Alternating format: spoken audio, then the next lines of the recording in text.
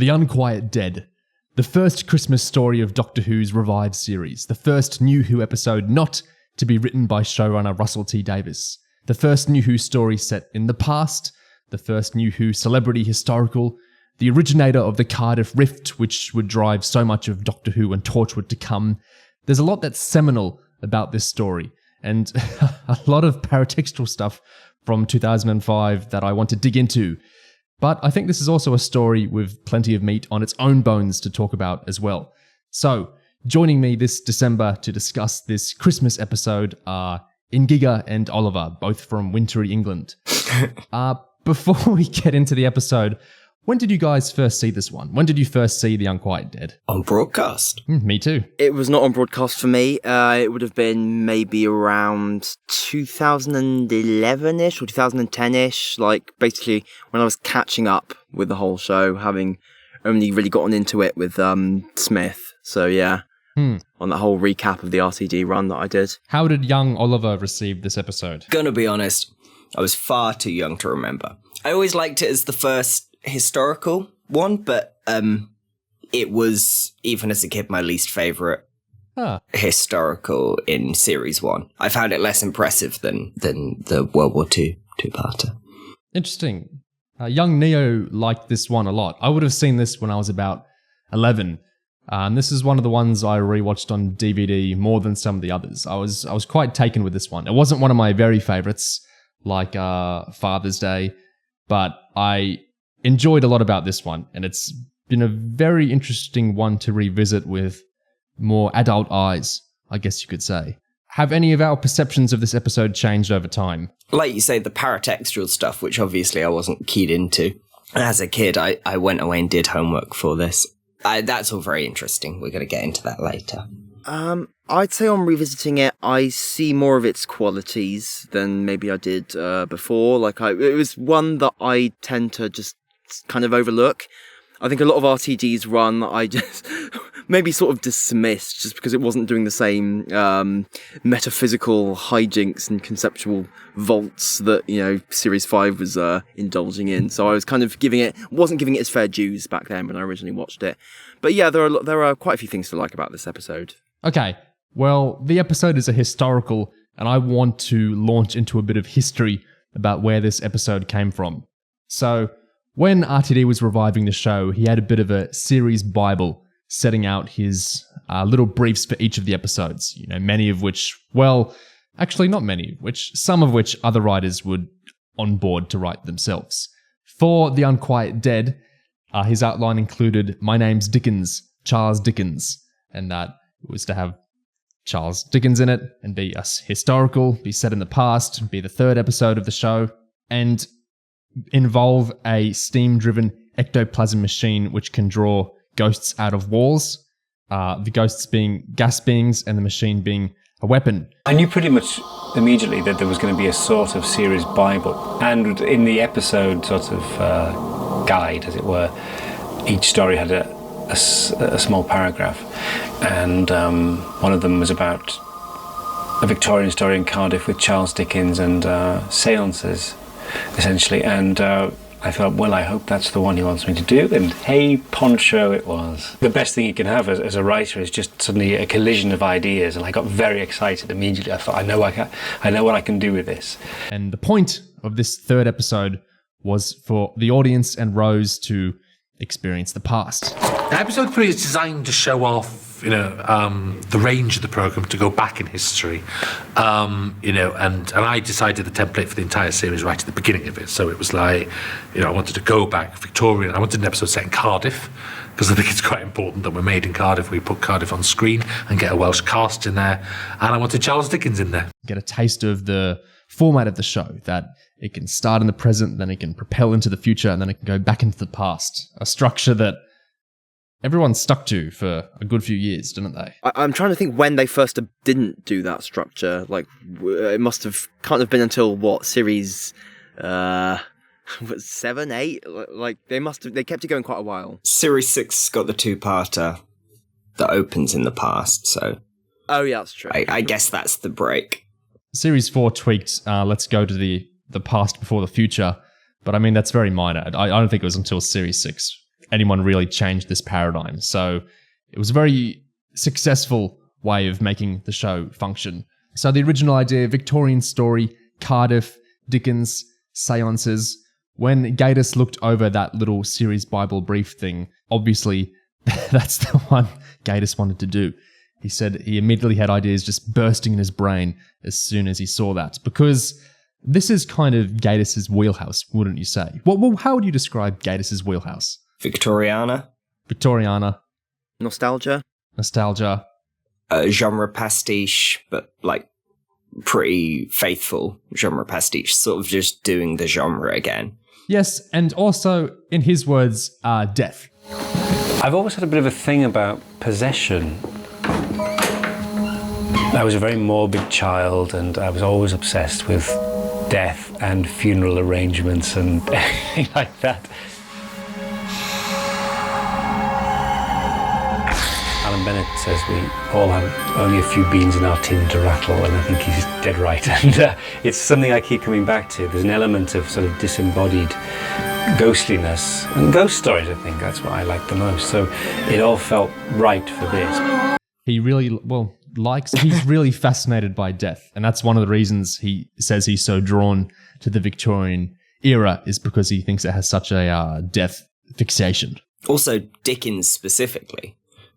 He's a very big fan of. Yeah. But the interesting thing with that is he was resistant to the usage of Dickens for a while in the initial drafts of the story. Why do you think... I mean, by now, celebrity historical is such a fixed format of Doctor Who. Why do you think Gatiss was sort of resistant to the idea of actually having a celebrated figure of history in a Doctor Who episode at first? Maybe he was worried about messing with the history or the timeline too much, or disrespecting a real person. I don't know. You're not thinking like Gatiss thinks. The reason he didn't want to do it is because Classic Who didn't really do it. I was going to say... Oh, right. Dickens was a challenge. It's something I initially resisted. I mean, it was in the brief.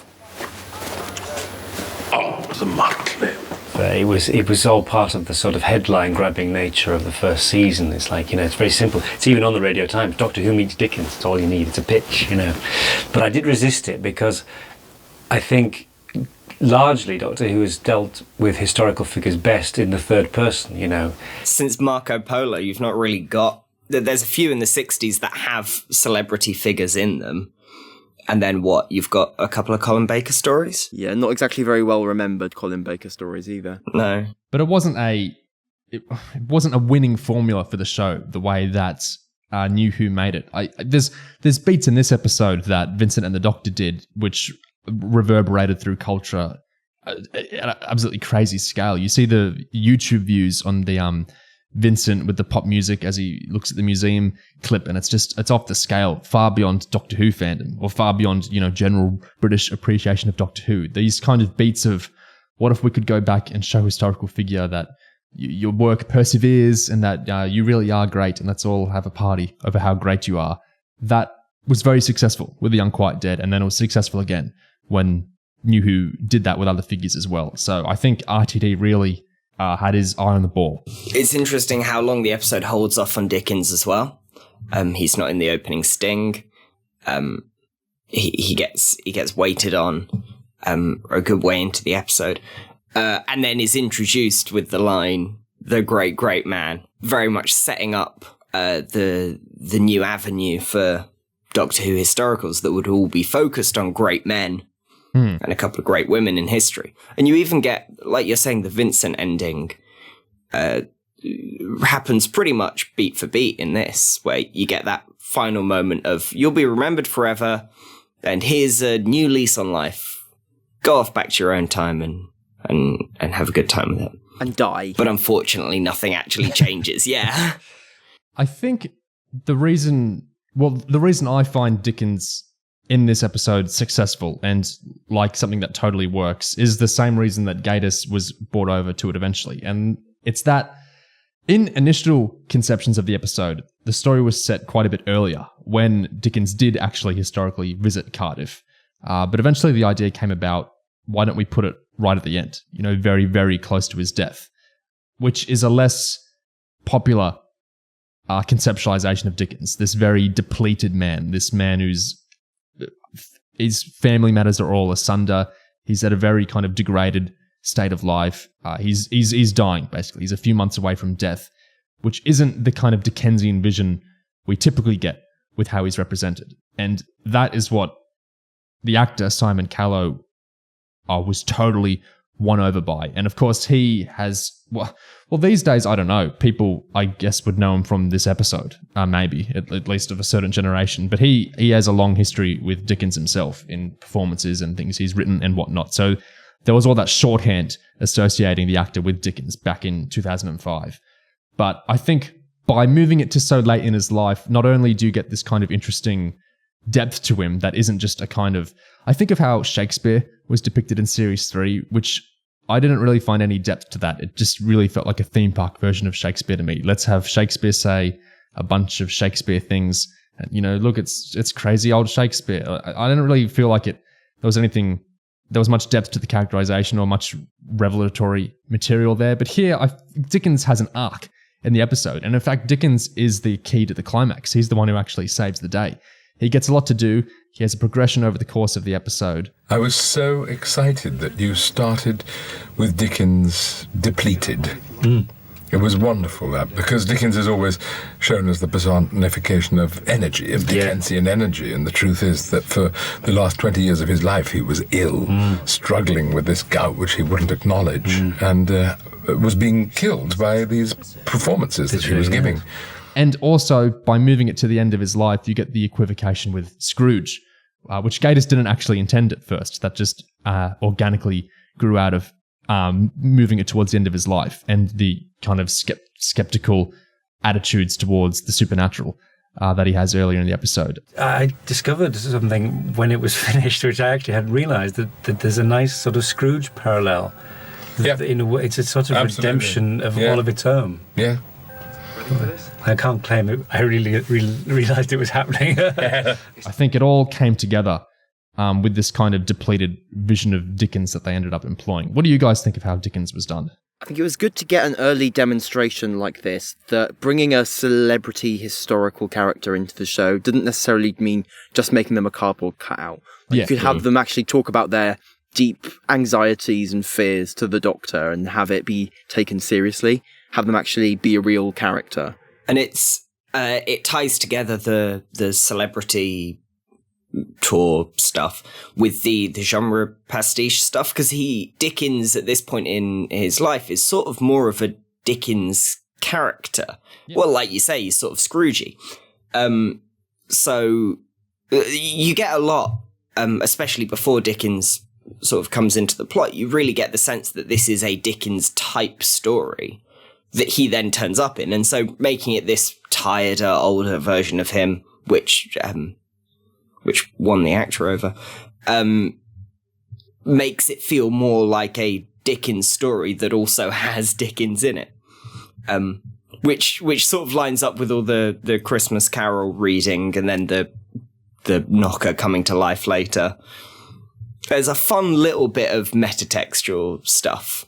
Not as much as we would get in later stories, but a little bit. Yeah. There's something about how drained Dickens is in the story that just really appeals to me. I think it's not just that we kind of can launch him onto an arc.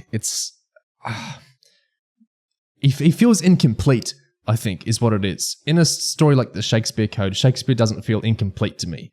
It's just kind of like we're in his world for an hour and then we leave. But in this, I feel like we enter into Dickens in a state where he's not in a good way. He's drained. He's kind of lost.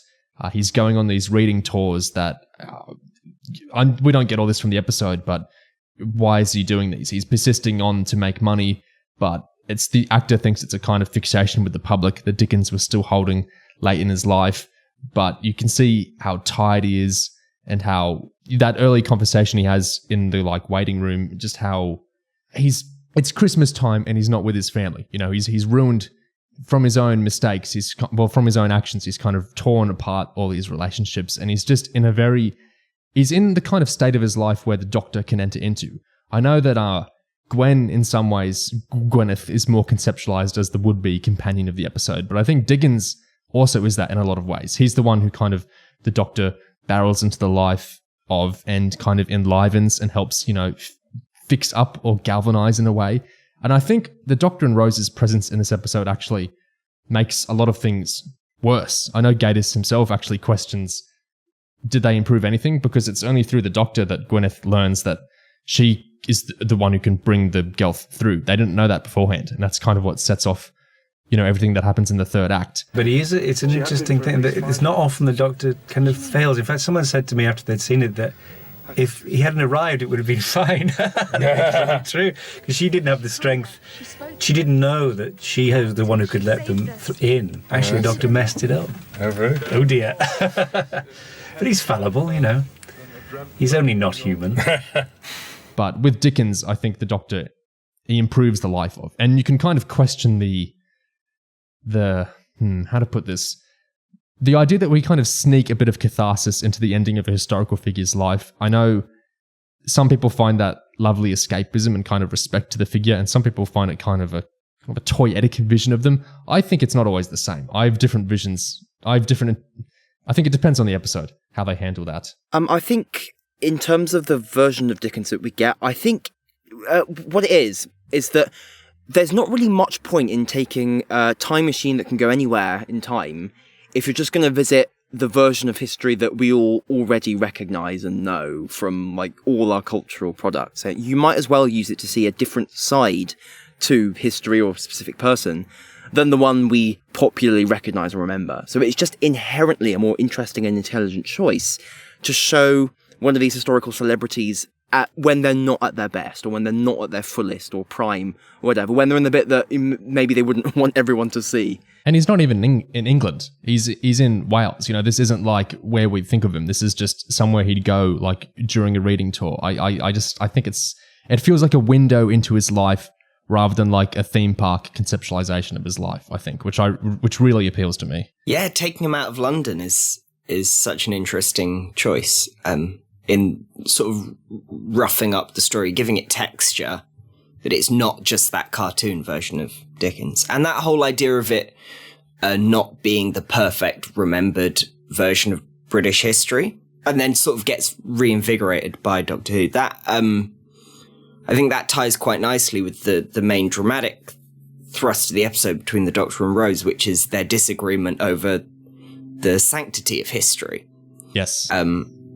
And the Doctor's whole argument that history is just another place, and we do here whatever it takes to make things better, and your version of history isn't protected and sacred.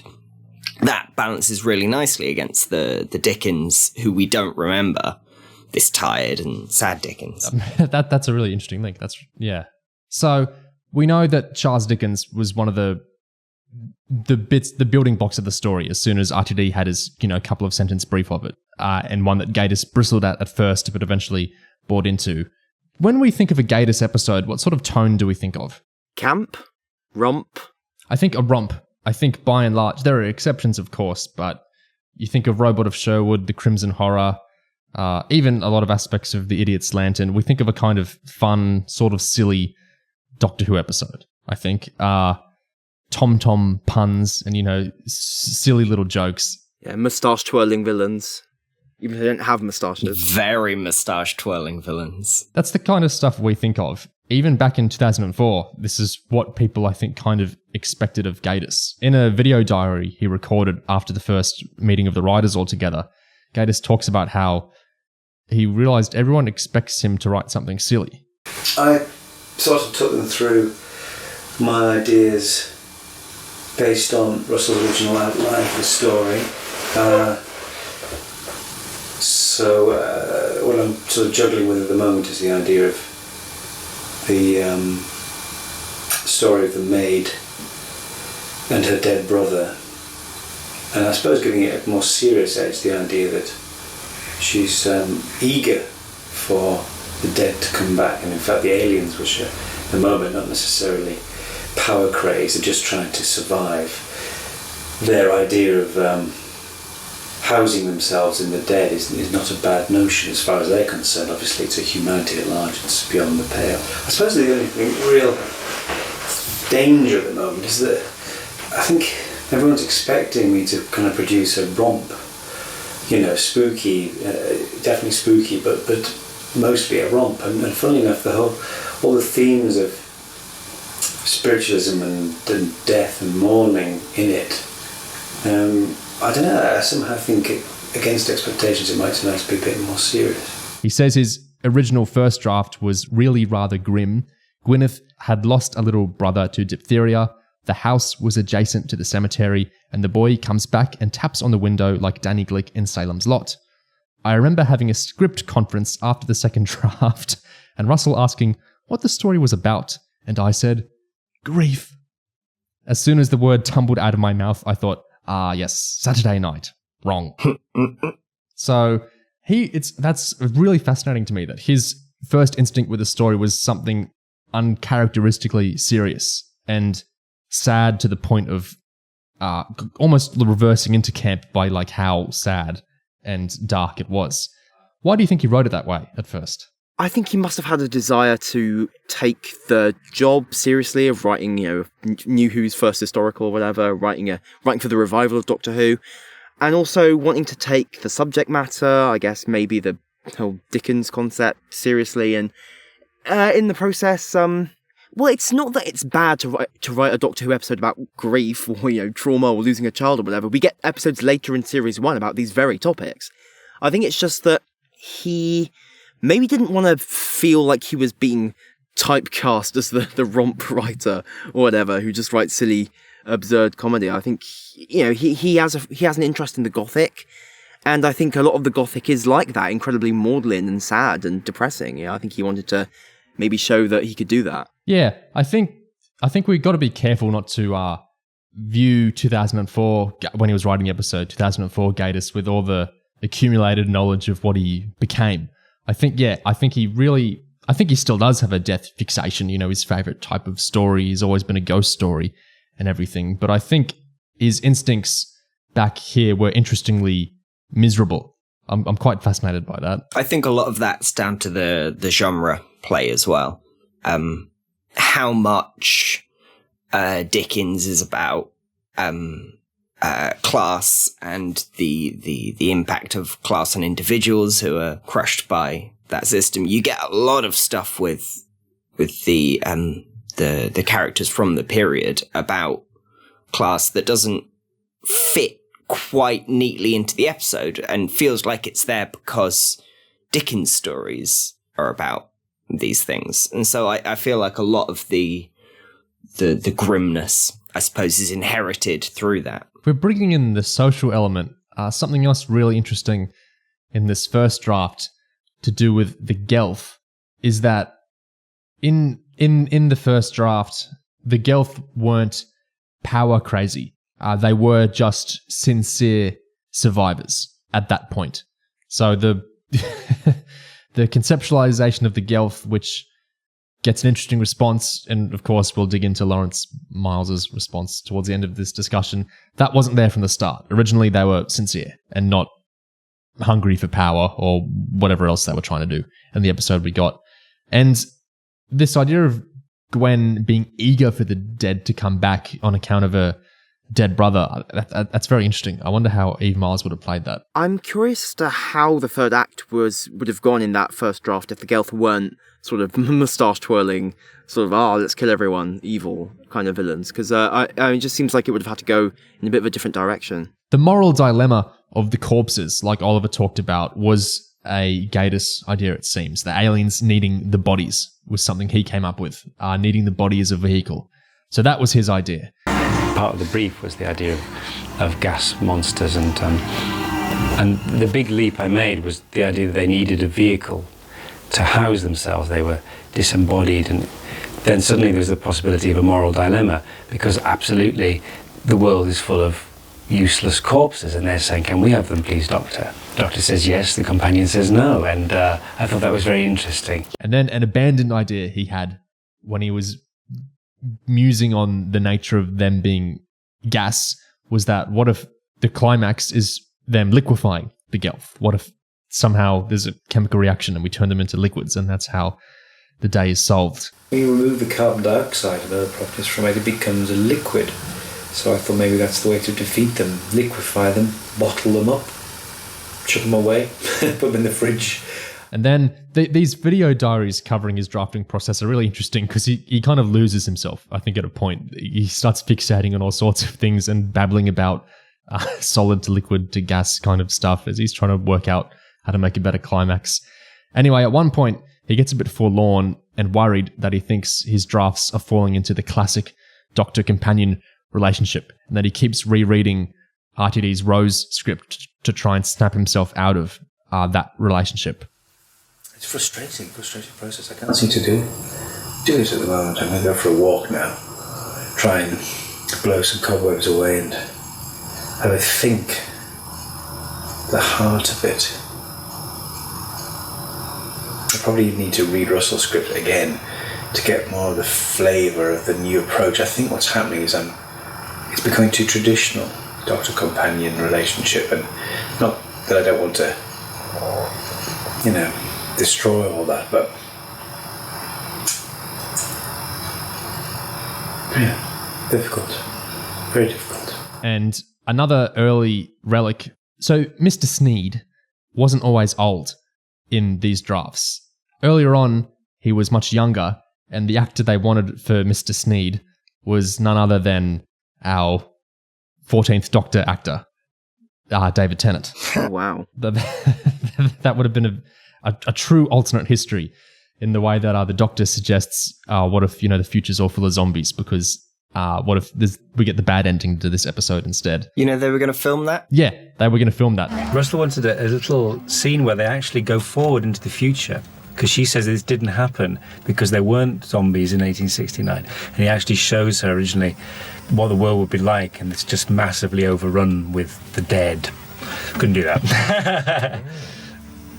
That's when they stopped saying, spend more money. Well, Gatiss talks about initially, and I know Moffat got this talk as well, when the earliest scripts were coming in, that RTD and the execs were saying, spend more money. You guys are writing too small. We've got the money. Make this bigger. And for Gatiss, that was expanding out the scene where Rose and the Doctor walk out onto Cardiff and there's snow everywhere and, there's scores of extras and everything. And for Moffat, of course, it was the rose hanging from the sky during the Blitz scene. And now this exterior was shot in Swansea because most of Cardiff, in fact, modern day Cardiff was built in 1905, so we couldn't find the square which was right. Yeah. I remember a production meeting after I'd done a couple of drafts where a sentence was uttered which had never been said in Doctor Who's history and never will be again. Spend more money. And I had to open it out into a big street scene. But the money couldn't stretch far enough to a kind of Pyramid of Mars type, let's run to the future and, there's zombies everywhere in 2005 and then let's run back to avert it. And also, just structurally, I can't see any way that can work while maintaining the tension of the third act. Interesting idea. I also think it's just so much more evocative keeping it in the drama between the two of them. Yeah. And the Doctor being... It's such a pitch-perfect characterization of the Doctor and of Nine in particular, of this totally alien perspective that is also deeply humanitarian and right, basically. And the fact that progressive thought might be alienating to a companion from the modern day is a just fantastic source of tension between those characters. I also think it's actually scarier to just have the Doctor tell Rose that your future could be gone like that. It can be overwritten. You're not safe. I agree. Yeah. Than actually just making a point of having them look on a screen, seeing lots of zombies wandering around. I mean, that just demystifies it. Just demystifies it, doesn't it? Well, speaking of the demystifying and different conceptions of the supernatural, when David Tennant Sneed, the younger Sneed, was thought up of in the earlier drafts, the idea was that Sneed and his wife, Mrs. Sneed, were in a spiritual hotel, as they were called. So it's like on all different floors, there will be different mediums, and you go to whatever medium you wanted. And Sneed would be the real medium, who, unbeknownst to him, he's communicating with the Gelf. And all the other mediums are actual fakes. And originally there was a greater part for one of the fakes and everything. But Gatiss, I get the impression this is when the script really locked into play for him, was when he got rid of all that spiritual hotel idea. He got rid of Sneed as the young David Tennant medium, and he got the idea of setting it in a funeral parlour instead. Very funny idea, change of direction to open it out a bit and to get away from the house is to set it in a funeral parlour and have the Gelf already coming through Gwyneth, although she doesn't know it, and sort of experimenting on various members of the dead, so that the Undertaker and his wife, Mr. and Mrs. Sneed, as they now get to be, are much more... It's actually a sort of professional embarrassment that they can't keep the dead down. And I can see lots of scenes as immediately very exciting and funny. When the Undertaker comes in and unexpectedly rolls his eyes and shouts, "Gwyneth, get your bloody bones down here, we've got another one." So it was hard in that sort of context to then, as it were, rescue a lot of the grimness. And I mean, that's what Russell wanted, because he thought it was just becoming too grim and it was in danger of being a play for today rather than Doctor Who, which is absolutely true, I think. It's just a process, and it's difficult. It becomes difficult to hang on to things you really treasure because they simply don't work anymore. So I wrote a whole draft with Mr. and Mrs. Sneed, and then realised that Mrs. Sneed was superfluous because the heart of the story is still Gwyneth and Gwyneth's powers. You know, when you talk about David Tennant being the younger Sneed, it reminds me of something I thought watching the very early scenes of this episode in, I guess, as preparation for this discussion. And when the older Sneed that we get talks to Gwyneth about how they need to go and chase after the zombie grandma, and he says, "Hey, we're going body snatching, come with me." You know, I got the faintest sense that of something happening that you'd occasionally get in old Robert Holmes stories in Classic Who, where you have two characters who almost feel like a bit like a cracked mirror of the Doctor and companion. Yes. I don't know if you see what I... Yeah, so it's almost like Sneed is one of those sort of warped Doctor figures, kind of, and Gwyneth is his companion in a way. So that would have been even more pronounced if David Tennant happened to be playing him, but... And Gwyneth and Rose obviously get very directly paralleled through the whole story. What's that line? There has to be more in your life than Mr. Sneed. I think that scene absolutely is paralleling the two of them. Yeah, absolutely. It's also the parallels between Rose with the Doctor, an older man, and Gwyneth with Sneed, the older man. And I used to go around the shops with my mate Shireen. She tells him, "Oh, you need more in your life than old Sneed." She tells him. And this story, I think, maybe it might even be the first Series 1 episode to seriously do this, is the one that I think suggests how to phrase this, companionship, a deeper, possibly romantic, and if not romantic, at least a kind of very powerful connection between Rose and the Doctor, because we have that great scene when they're at the TARDIS at the start of the episode where they're kind of discussing what this shared life is, what the Doctor's life is, and Billy's playing it as if she's just completely enamoured with the Ninth Doctor. I think you're looking at her eyes and how she's looking at them, and they have that exchange. Not a bad life, is it? Better with two. I think this is the first episode that I think it raises the romantic or the sexual tension between the characters, or at least that there's a kind of companionship connection in there that's going a bit beyond the Classic Who kind of conception of the Doctor and companion. In that scene as well, there's just a hint of Rose being, I guess, platonically in love with the Doctor. There's she's enamoured by his magic and completely drawn in by it. That opening scene on the TARDIS with the two of them is fantastic.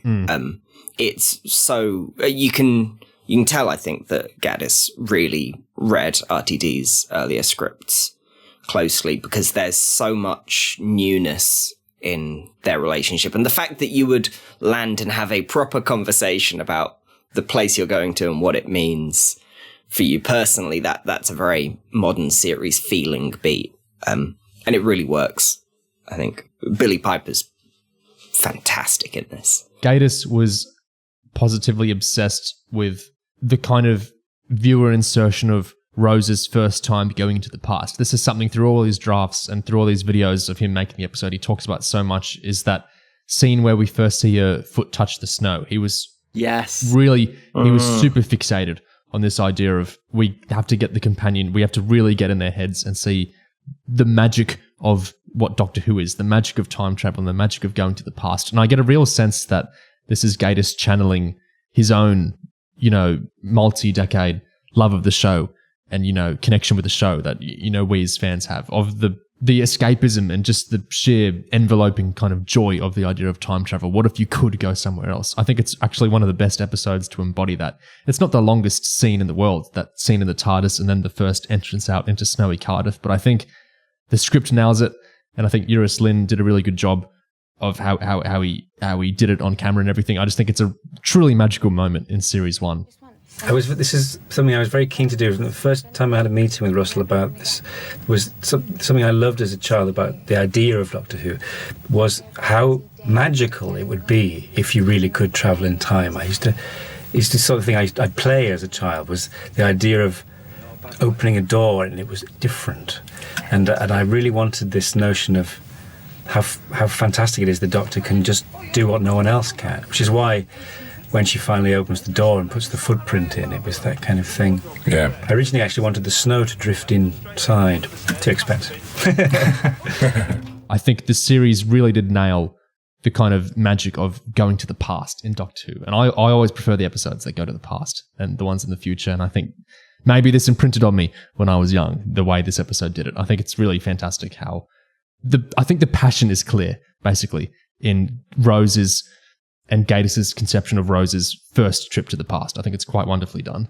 I think small nuances, like that moment when she looks at her footprint in the snow, they're the kind of things that certain eras later on maybe did not put as much stock in, but they're really important. Like, they're just incredibly important to have small moments like that, because I think they pretty much make the entire show. Yeah. To be honest, if you strip them out, you've just got a skeleton. What I was going to say earlier is that in Series 1, I mean, practically every episode has some sort of key role, whereas in this one it's not quite as obvious, but I think the real something really important, because we were talking about Rose and the Doctor's relationship earlier, is that I guess it's the first moment where, for example, in the third act, when they're going to get killed by the zombies, Nine and Rose sort of look at each other, and he admits that, I'm so glad I met you, and she's like, hey, yeah, me too. And they hold hands and stuff. It's like the first time in the course of Series 1 where they really, I guess they really properly sort of openly admit and confess to what that bond is and how much they really, really like each other. Like, not just, hey, it'd be cool to hang out, but in the sense that they're really, they feel committed to each other and they actually openly are just ready to say that they've been positive effect on the other person's life, if you see what I mean. So it feels really central to Series 1, even if it's not a huge plot mover, if you see what I mean. End of the World is very ambiguous on that beat. It presents the danger and the deep sadness of the future and ends with, look, I don't know if it's okay. I don't know how I feel about it, but let's get chips and talk about it. And so this episode being the actual passing of that threshold, and Rose going, look, I'm going to die in the past, and you know what, it was worth it, locks her into position for the rest of the series. And to be honest, everything that comes in Series 2 is seeded from that moment. She goes, yeah, it's okay if I die here, because it was worth it. Before I say the thing I actually want to say, this might blow your minds, because it absolutely... I never would have believed this if I hadn't seen it with my own eyes. The Cardiff Rift, is such an engine of New Who, even beyond the Russell. Well, actually, no, it's closed up by Miracle Day, isn't it? The Cardiff Rift is such an engine of the whole ITD empire. It basically sets up Torchwood, and it sets up a lot just in New Who itself, and it's just an utterly fantastic idea, isn't it? So you assume RTD came up with it, wouldn't you? I mean, it's in Cardiff and everything. No, Gatiss came up with that in his drafts when he was trying to plot out a better way to make the Gelth work within the episode. He kept trying to narrow down, how can I explain why the Gelth need the bodies and why this... He was trying to get all the mechanics down as he was trying to fit everything into a 45-minute format, which he found difficult. And the Cardiff Rift was part of that idea he eventually had. We had a lot of discussions about this was a very tough thing actually to simplify what the Gelth were after. That's where the rift came from, because it was this whole nature of a sort of weak point in time and space, and then why do they want to inhabit? They're made of gas. Why do they need the bodies? Can't they just float around? No, the atmosphere is unsuitable. So there was an awful lot of discussions about just trying to make that totally obvious. Yeah. In fact, one of the curious things is, I think I said to Russell a few months ago that if I'd written in the first draft that the Doctor says they're made of gas, as he does almost immediately, you'd think, oh, it's so bald. Actually, you need it. In 45 minutes, you just haven't got the time. That's what I discovered, really. When he developed that, something Russell said was, I was certain I could use that again, and as he told a contemporary issue of Doctor Who magazine, but you'll just have to watch to see what happens and if Cardiff survives. So that's, can you believe that? RTD didn't come up with a rift. It was Gatiss. I had read that it was his decision to streamline the whole medium logic. But weird that RTD didn't really have an input. Because Boomtown is built around it. The rift as an idea, as it pops up in this episode, it's kind of just, it's a hand-wavy plot point. Okay, there's a rift here, it just is. But I can completely see how RTD would pick up on that and turn it into this whole, I guess, Cardiff-based fountain of wonders that he can use for all kinds of things. So maybe it's mildly surprising that it didn't come directly from him, but it doesn't actually surprise me that much that he was able to latch onto that and make it as big a thing as he did. So even if the initial spark of inspiration came from elsewhere, it still feels very much, it feels like RTD's baby, like he made it into this whole thing. Like he grew it out from this initial seed. So if you were talking of RTD taking other writers' ideas and improving them, there's a figure we're going to talk about towards the end of this discussion who, some people say came up with an idea, which might have been the whole engine for New Who in general. Did RTD improve the Time War idea? That's a whole conversation of its own. But how I actually wanted to respond to bringing up, Gig brought up how other eras handle things differently. And we were talking about the function of episode 3. And let's combine these two things, because in May 2018, which was, of course, in the now finished Chibnall era, I was actually before it started, because, Woman Who Felt Earth began in October, but this is after Twice Upon a Time. So we're in the Chibnall era. In this May 2018 issue of Doctor Who magazine, Russell T Davies comes back to do a little production notes where he talks mostly about the Unquiet Dead and kind of about its function as an episode. I think it's really interesting. And also, as I was doing my research for this and I came across this production notes, this has just aged beautifully, this one. So I'm going to read a bit of it out. So, RTD's production notes, May 2018. What? Doctor Who wants me back? I knew it. Falling apart without me. Oh, it was only a matter of time. I've sat here and waited. I've done nothing else, and boy oh boy, I've got plans. Big plans. I'm bringing back Gadget and... What? Oh, Doctor Who magazine wants me back. Okay. Hello, faithful reader. It actually went like this. Chris Chibnall said to me, it's 13 years since Rose, and the 13th Doctor is coming, so, 13, that's the link, off you go. And so RTD just faffs around for a bit, talking about, it's lovely to be, writing more, blah, blah, blah. Then he says, gosh, 2005 was terrifying. For me, the most significant moment was the Sunday morning after The Unquiet Dead. Also, a little sidebar, The Unquiet Dead, that title comes from Gatiss really, really early on. Phil Collinson, one of the three big producers of the RTD era, said, this was Mark's chosen title right from the very first draft, and from the first moment he said it aloud, we all said yes, it sums up perfectly the scares and horror Mark has in store. They actually flip-flopped, there's foreshadowing, they actually flip-flopped over the title heaps later on, but it did come from Gatiss very early on. The Crippingwell Horror was one of them, which sounds much more later Gatiss. It does. I'm glad they went back to The Unquiet Dead. I think it's a much better. Great title. Anyway, back to May 2018, Russell T Davies. So he was very scared after The Unquiet Dead because we'd transmitted Rose, 10.8 million viewers, great. but only to be expected when so many buildings had been posted with Chris and Billy's faces that my own front door had been papered over. Then week 2, the end of the world, down to 7.9 million. Absolutely expected. That's what episode 2s do. So then the crucial question, will that slide continue? Down to 5, down to 3, down to death? The entire future of Doctor Who pivoted around that week. I wondered if the audience would run away, because I think the end of the world is the riskiest episode ever made. And he goes into his reasons for that a little bit. But had we pushed people away? On Saturday, 9th of April 2005, I watched the Unquiet Dead's Ghosts and Zombies Rising from the Grave, and it felt a bit too symbolic. I thought, this is it, life or death. On this night, the Doctor stands or falls. And on Sunday morning, 10th of April, the figures came in. 8.8 million, we went up. Impossible again, well played Mark Gatiss, and here we are, ever since that day, the Gelth inheritance. So he thought it was make or break time. Basically episode 3 for the show, and the fact that Gatiss got an episode that made the ratings go up made him feel very secure. What an interesting alternate history it would have been if the ratings had fallen instead with the Unquiet Dead, who imagine if Series 1 had created. That would be like this zombie vision of future Cardiff.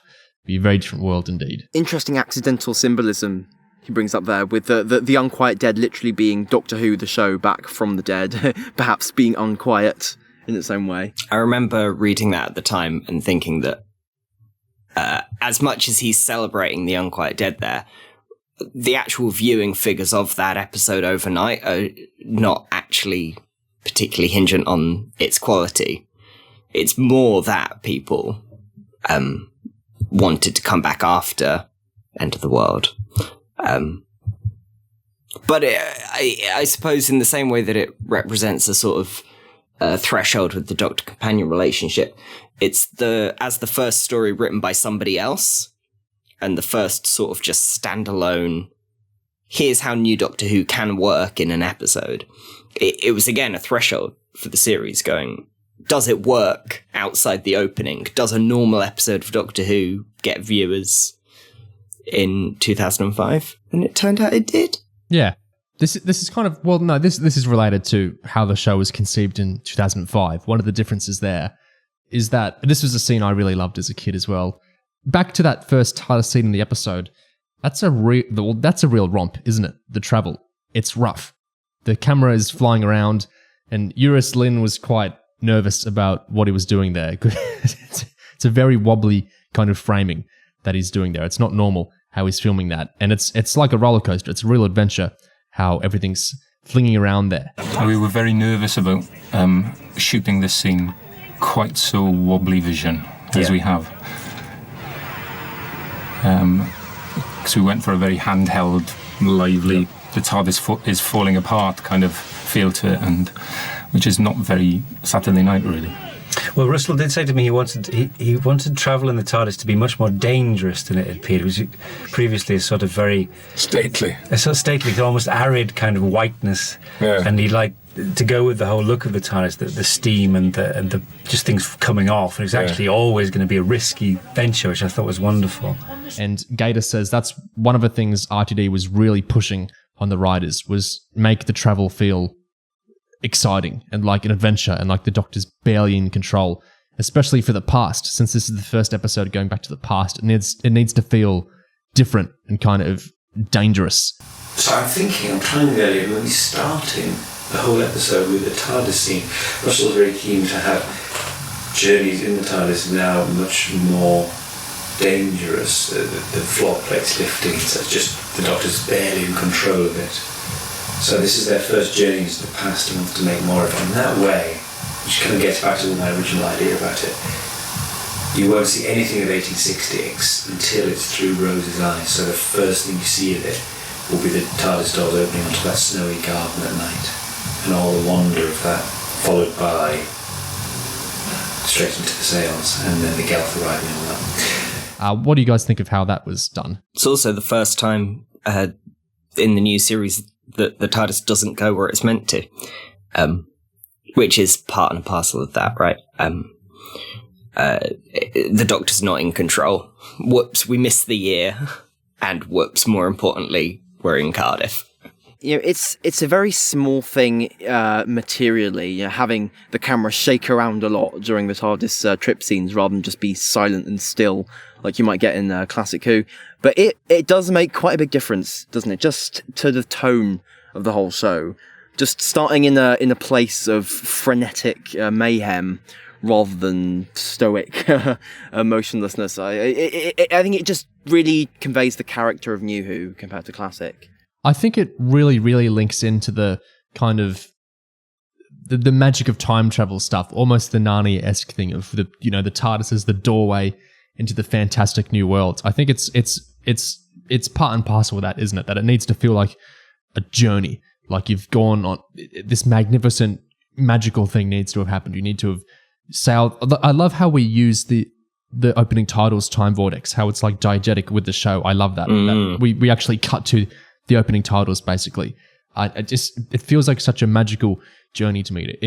I was spellbound by all that stuff as a kid. It's so imagination stoking. I think that it's not just we flick a switch, like how some other sci-fi might do it. We don't just flick a switch and then we walk out and we're in another realm or we're in another time. It's difficult and we have to barrel through this crazy vortex, and it's so cheesy. But in the opening titles when we pause and the TARDIS does this epic spin around in the RTD ones, and then we venture on forwards, it's so ridiculous, but it's so fun and it feels like an actual journey. I think this episode does a great job of this fantastical. We're going on a big journey. This is kind of the romp element. I think this is what's so fun, is that we're going somewhere else and it's dangerous, but we get there and it's a totally new world. It's just very captivating. Perfect moment that encapsulates that is when the Doctor and Rose get there, they're walking around, and then they hear screams coming, and Nine, he's holding his newspaper, he immediately throws it away and says, "That's more like it," and he runs off in the directions of the screams. That's just a wonderful moment of characterization for him, isn't it? Because, it's both funny, but also just, it has that element of black comedy, because he's, thrilled by the thought of people in danger and horror and screaming, but also just wonderfully captures the thrill-seeking nature of the show, and it's just easy to get, it invites the viewer in, I think, to join in with the fun and the excitement and the adventure. It's a very relatable moment.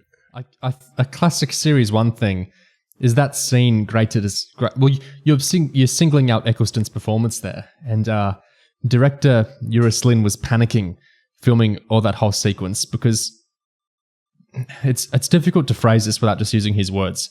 He's not insulting the actors when he says this, but he was panicking that he wasn't getting the best performances out of the actors that he could. What scuppered us was the snow took an hour and a half longer to lay than we'd planned. So from the very beginning of that night, we knew that we were up against it. Not only were they running against the clock, they were battling against the elements. There was a wind kind of howling, and the snow is actually made of paper, so it kind of gusts it up into the air, and the horses were terrified. So it was a very difficult environment to work in, and I was panicking that I didn't have the performances that I'd wanted from these artists. It's still this adventure of showing her this the wonderful place, this, the so a couple of beats of that before the reaction to Steph, come in. Thank goodness when I came back into the edit suite, I was kind of delighted. I'd kind of panicked unnecessarily. It's not as bad as the first, episodes getting filmed of New Who, but it's that classic Series 1 thing of these episodes turned out really, really, really well, but everyone was panicking and not thinking this was going well behind the scenes.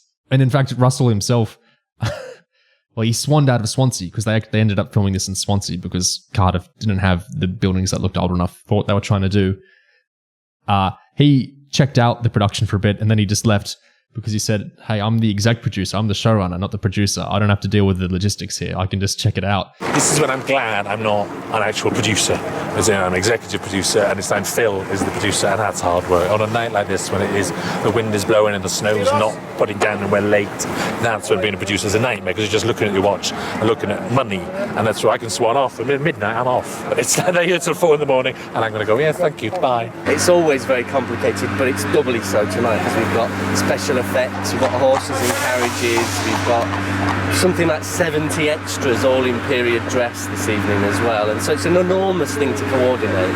Terrifying. Here we go. Stand by then, and action. But it came out beautifully, like we all said. Eccleston's performance in that scene is great. It all really works. It's And I think you can kind of feel the money of New Who in that scene because it's quite immersive, isn't it? They're actually on a big street and there actually are a lot of people and there actually are horses and well, it looks like snow. You know, there's something flying around.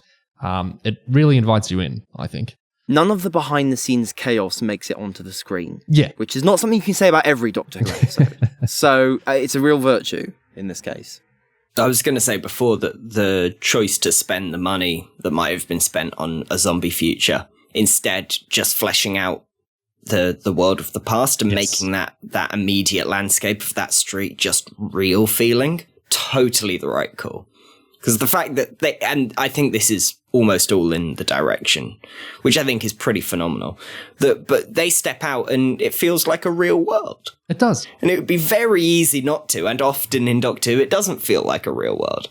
But I don't know, 60s magic, maybe in the 60s I've got rose-tinted glasses on, but it feels a piece with that where the worlds they're stepping into already exist. Which is the same thing with Dickens. Dickens is aged and tired because he's an already existing human being in an existing world. And using the budget to reinforce that is so much better than whatever sci-fi nonsense. You're so right. It's actually quite holistic, isn't it? It's the characterization of Dickens ties into the realization of Cardiff. It all feels pretty existing. You're so right. That's a really well articulated way to say it. Yeah, I think immersive is the word I keep coming back to. It feels like we've entered in a world that exists without us, which is what you want. I think this is part of why End of the World and this back-to-back works so well, is that End of the World, they spent a lot of money on all the prosthetics for the aliens that you can feel physically are there. You know, the Mox of Balhoun and Captain Jack and the adherents of the repeated meme. They're all there and they're physically in the scene. I mean, we've got the CGI spider and everything, but you can feel the trees. There's all these aliens actually there, and it feels like we've entered a big new kind of landscape and setting for the show. There's just so much there. Then all the VFX spent on the dying Earth and the sun and everything. I think that, and then it feels like the opposite in this episode, but it's actually very similar to me that they spend all the money on realizing this is an actual setting we're in and it exists without us, and there's all the horses and there's all the snow. I think back to back, you actually get the sense of this is real. We can actually travel anywhere, and there are actual worlds to visit. We're not cutting corners. We're not doing bottle episodes. We're actually off. This is a time machine, and we're doing the magical thing of visiting different places. I think the second and the third episode of Series 1 pull that off really fantastically. And something I sort of wanted to touch on earlier regarding the Rift is that that's sort of what Series 1 is all about. The big thing that Series 1... People talk about Bad Wolf all the time. It's nothing. It's barely in the series. It's a fun little joke. The real thing that Series 1 is doing is that it's set in one world, and the things characters do have lasting impact on the world of the story, even if you're pinging from anthology episode in different time zones on different places in Earth's orbit. It's still constantly you're seeing the repercussions of things that were done earlier. You've got the big moment about Bad Wolf Station being the same satellite 5. Yeah. But you've also got the Rift.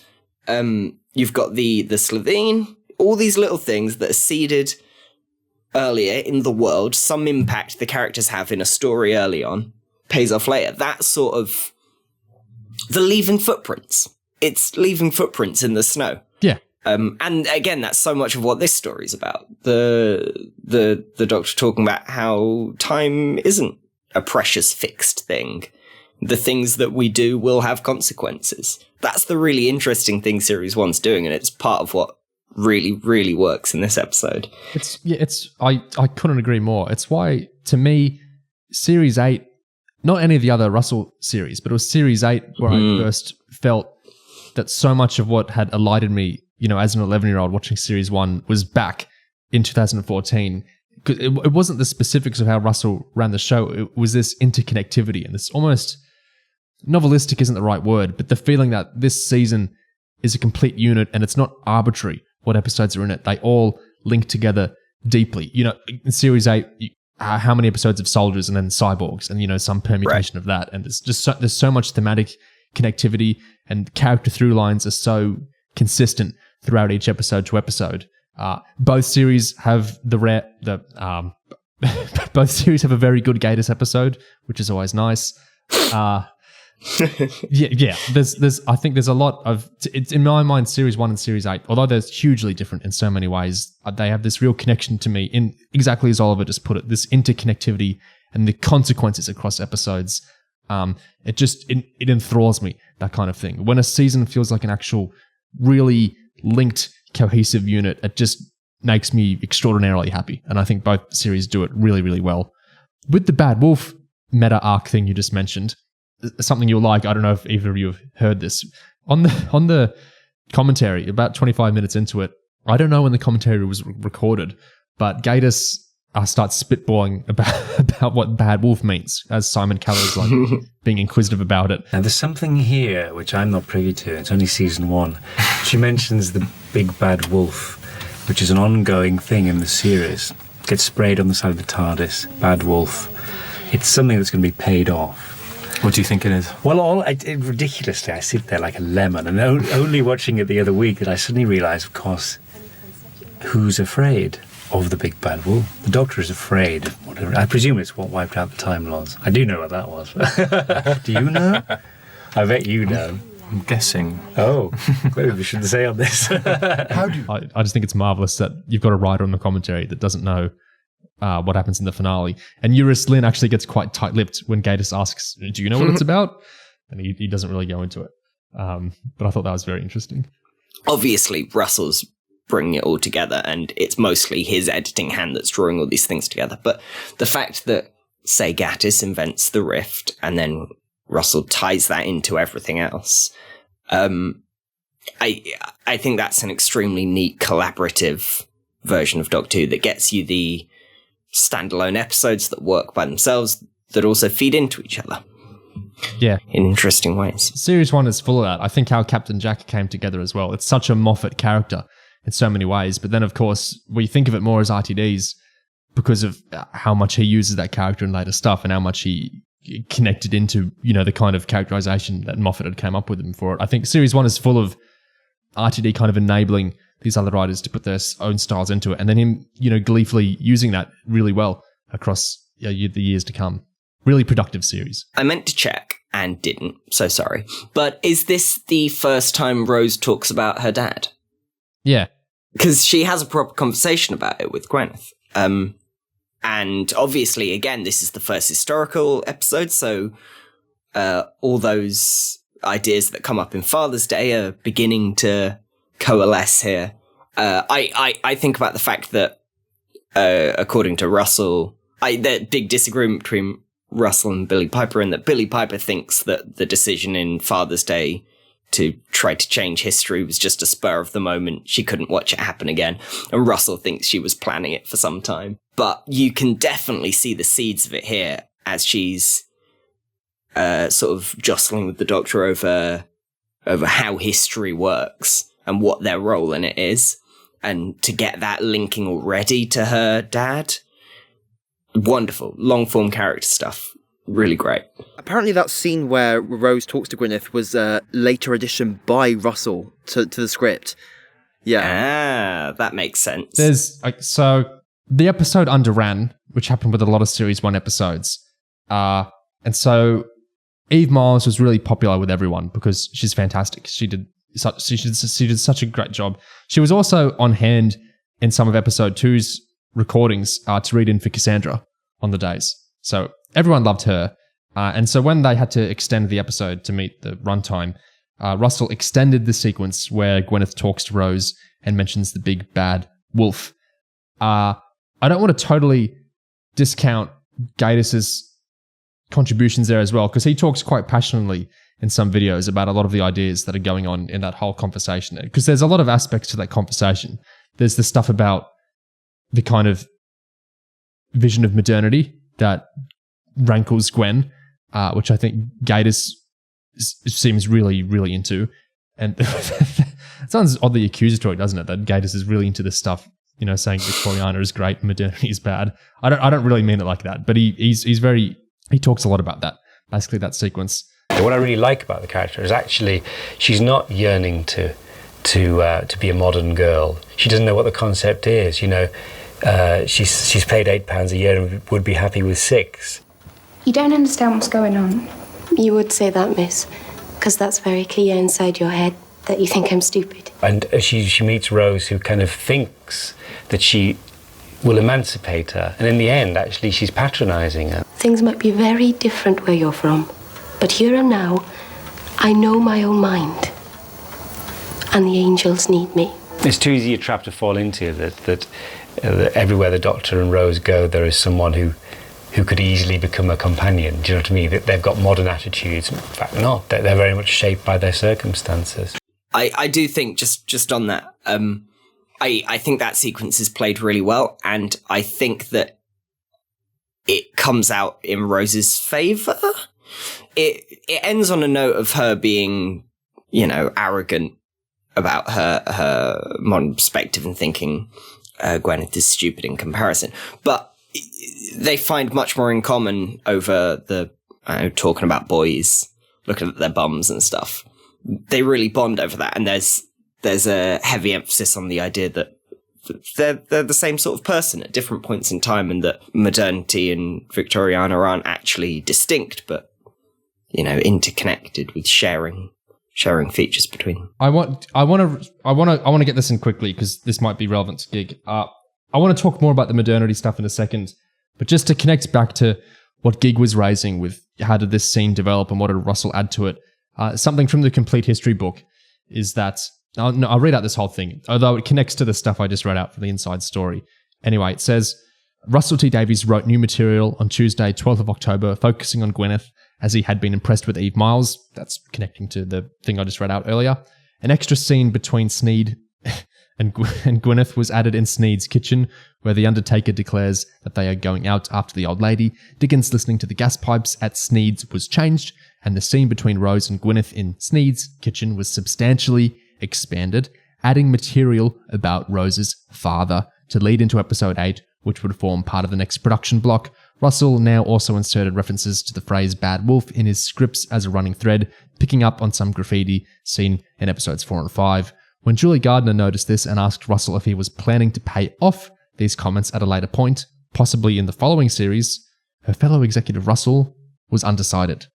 But yeah, so Russell adding the expanded material about Rose's father and the Bad Wolf stuff. Yeah, absolutely. See, what leapt out to me about the whole scene where they're talking about modernity and stuff is that when you think about it, because this is the first historical in New Who, and this is the first companion talks to someone from history for an extended period of time in New Who. This is the first time they do that in the revival.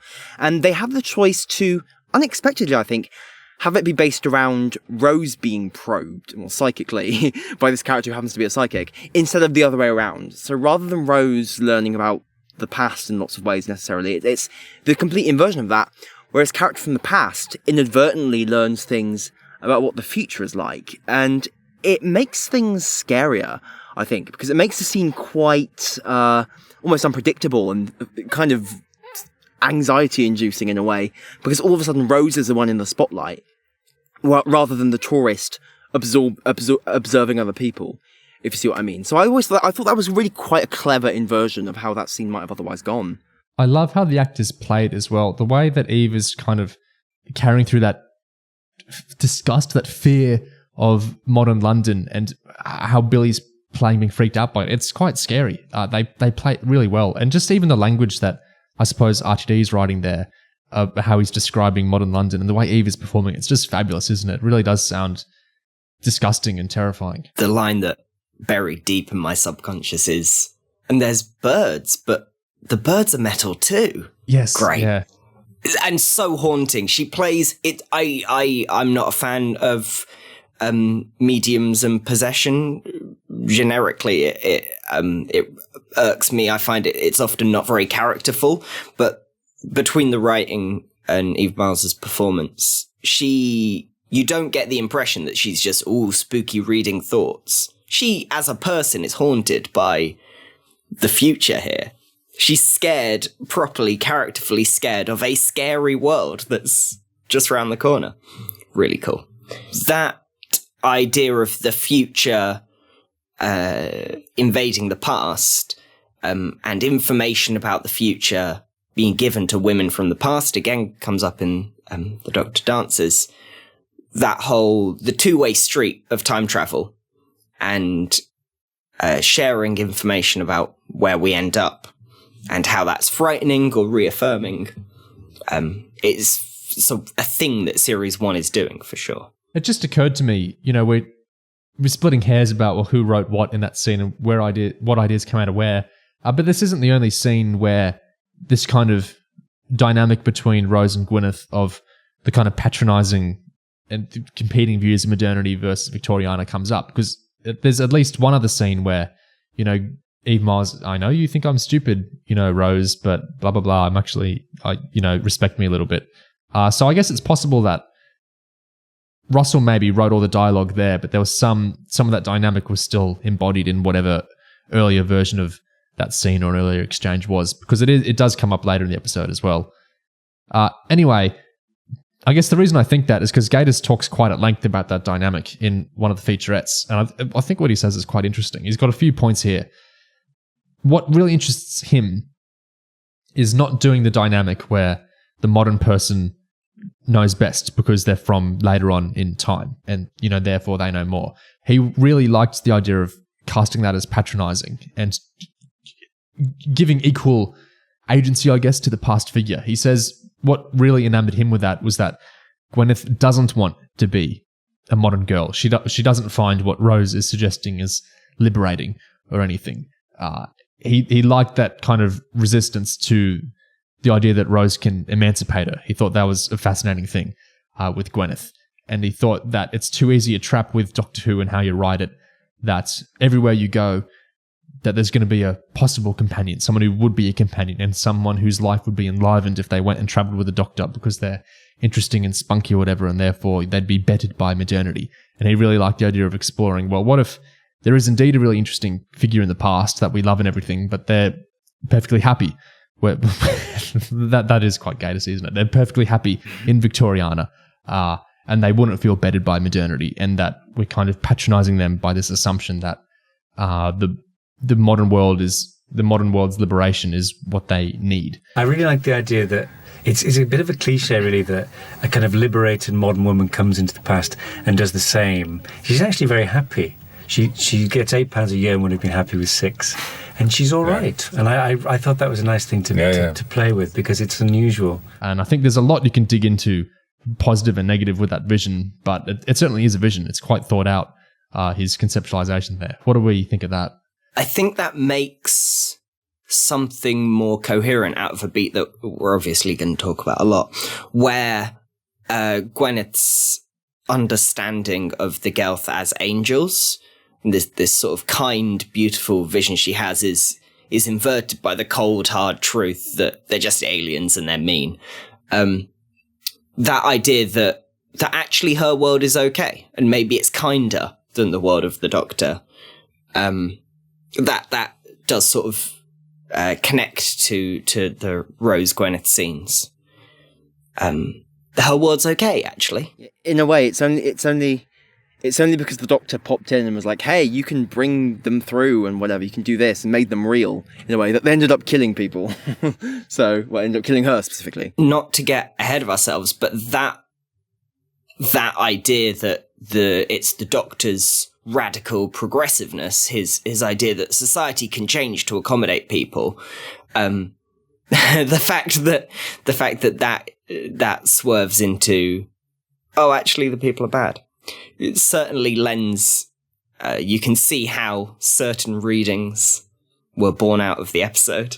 It's kind of understated in the episode, but the Doctor does make things worse, really, because he enables the third act to happen by giving Gwyneth that knowledge of how she can act as the bridge and everything, which is what enables the Gelth to, Gelth around at the end. So if they'd never arrived, Charles Dickens would have had a less positive last couple of months. But the ghost situation, well, I guess you could argue, what if the ghost stuff got worse and we got the zombified future Cardiff? But you could also argue it never would have gotten to that scale because she never would have worked out how to be the bridge and the arch and everything. So it's kind of interesting to think the future visitors may have made the past worse. The trade-off is a celebrated and successful writer lives a slightly happier end of his life, but a working class girl dies and gets forgotten. Yeah. Very haunting Interesting. of the Diodati. Very, isn't it? We were talking about Rose and Gwyneth's relationship, and I noticed throughout this episode, as soon as it becomes apparent that Gwyneth is the key and kind of endangered by this whole thing, Rose is really adamant that Gwyneth shouldn't become the bridge for the Gelth, and she tries to, I think, and that's where the whole Gwyneth accusing Rose of thinking she's stupid bit comes in. But I also get the sense that Rose is acting sort of protective of Gwyneth in a way that is patronising, but also born out of like concern for Gwyneth's welfare. And in light of the fact that Gwyneth does actually die the moment she tries to do the thing, it's like, well, does that mean Rose was sort of vindicated in her protectiveness of Gwyneth? Or does it just not mean that? What do you think?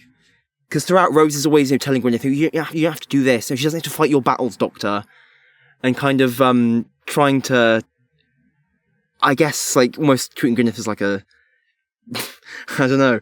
It's definitely connected to how the Dr. Rose conflict rounds out, which sort of doesn't. Again, this will be getting into things later, but Rose's sort of reactionary response, her protective, don't risk Gwen, don't risk my future, sort of gets proven right.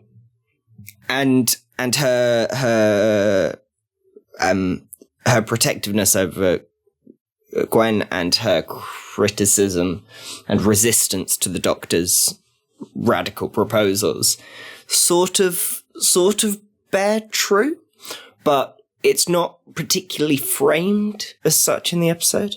I think it's an incredibly interesting bit of drama between the Doctor and Rose that doesn't tie up in exactly the kind of way you might expect it to, and leaves a few readings loose-ended.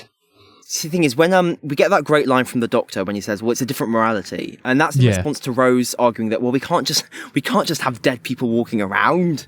God, you got to respect their bodies and such. You can't just do that. And that's a really cool moment of characterization for the Doctor, and kind of cutting against the whole preoccupation with decency and normality, whatever. But again, that sort of gets neutralized once the issue actually becomes not the dilemma of having corpses walking around, but the dilemma of the Gelth being, evil and murderous and stuff. So it's sort of, you've got a setup for a kind of a debate that sort of gets, I think, forgotten about a little bit. It does feel like it expands the show a bit to have the companion and the Doctor argue over morality, but I really like that a viewer can agree with Rose in the situation. Like, it's not like the Doctor imposes the morality over her and she kind of shrinks down as like, oh dear Doctor, silly me, more fool me. Like, people could think bodies need to be respected. I don't think the episode totally writes it off. Obviously Gatiss, is going to be more towards the Doctor's persuasion there, but it actually feels like a bit of a moral dilemma in a way that I'm not bringing up Diodati. It feels like an actual moral dilemma in a way, some other episodes that are more pat with it, or, position the Doctor just as totally right and they don't entertain the other viewpoint much at all, might. At least that's how maybe you guys disagree and you think there's no validity to Rose's argument at all. But I feel like it actually feels like a moral dilemma you can kind of argue over. And there's also certainly a connection, a sort of ladder, a weird moral triangle where Rose's modern and liberated viewpoint rubs up against Gwyneth's more conservative aesthetic, and the Doctor's progressive and modern outlook rubs up against Rose's own conservative, well, arguably conservative protectivist feelings, but Gwyneth and the Doctor agree. So it's not what's presented like a straightforward sort of ladder of progressiveness, and some people more open to change than others, turns out not to be. Because Gwyneth and the Doctor agree. I think that's what Gatiss is kind of speaking to. It's lovely that there's moral complications here, and they're not neatly resolved as, past is silly and backward looking, and the future is all progressive, and, they've worked it all out. I love that it's complicated, and it's almost more on character lines, I think, yeah. And I honestly think this ties into all the stuff we're talking about, the setting, and that it feels like it exists without us. All this stuff feels like the show is kind of bigger than the episode, if that makes sense. It feels like these debates go on beyond the confines of the episode. And the fact we don't all neatly sort the viewpoints into who you might expect to have them, it just makes the world feel kind of extant, or like existing without us, I think. Very immersive again. It's not a massive focus of the episode. I sort of wish it was more, but I appreciate how much focus at certain points is given to Dickens's sort of social conscience. Yeah. The fact that he was writing for a purpose, and writing for a purpose that was very focused on class, and that refracts through Gwyneth as a character, and the Dr. Rose dynamic as well, which is very class-coded. Very when he says this is my morality, you get used to it or you go home, or whatever. It's an eviction. This is my time machine.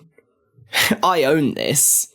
You can follow me or you can fuck off. He pulls rank, which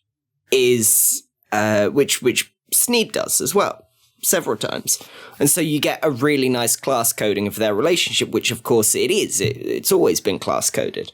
But it moves to the forefront in an interesting way that a lot of the time I find gets forgotten. Interesting. You mentioned Dickens' social conscience, and that scene where he's talking to the Doctor, and he asks the Doctor has my whole life been just has it all been pointless now that I actually exist in the universe with the sci-fi aliens and jack-o'-lanterns and stuff floating around? And then that scene sort of ends. We don't see if the Doctor responds to that at all. It's left hanging. So it's sort of, it's a thorny, unresolved question. I think, obviously, Charles Dickens feels like his arc is very satisfied by the end of this episode. He doesn't feel like it's a big problem for him at all. He feels inspired to write some more stuff. Like, he feels, okay, I can totally function in this new funny world of jack-o'-lanterns and stuff.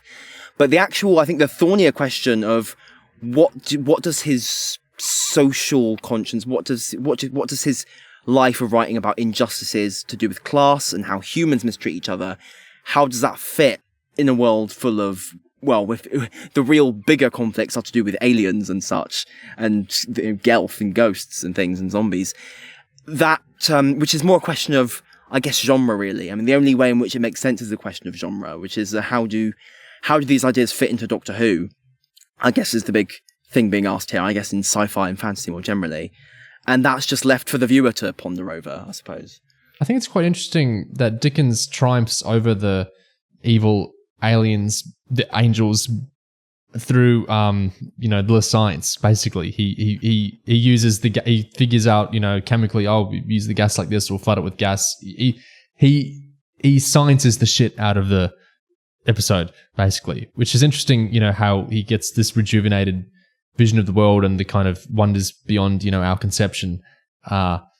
Just occurred to me, it's kind of interesting because he engineers the resolution of the climax through science, basically, through reason.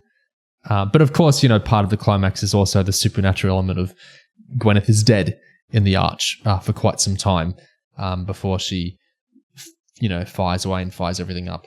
I've never got a read on that beat.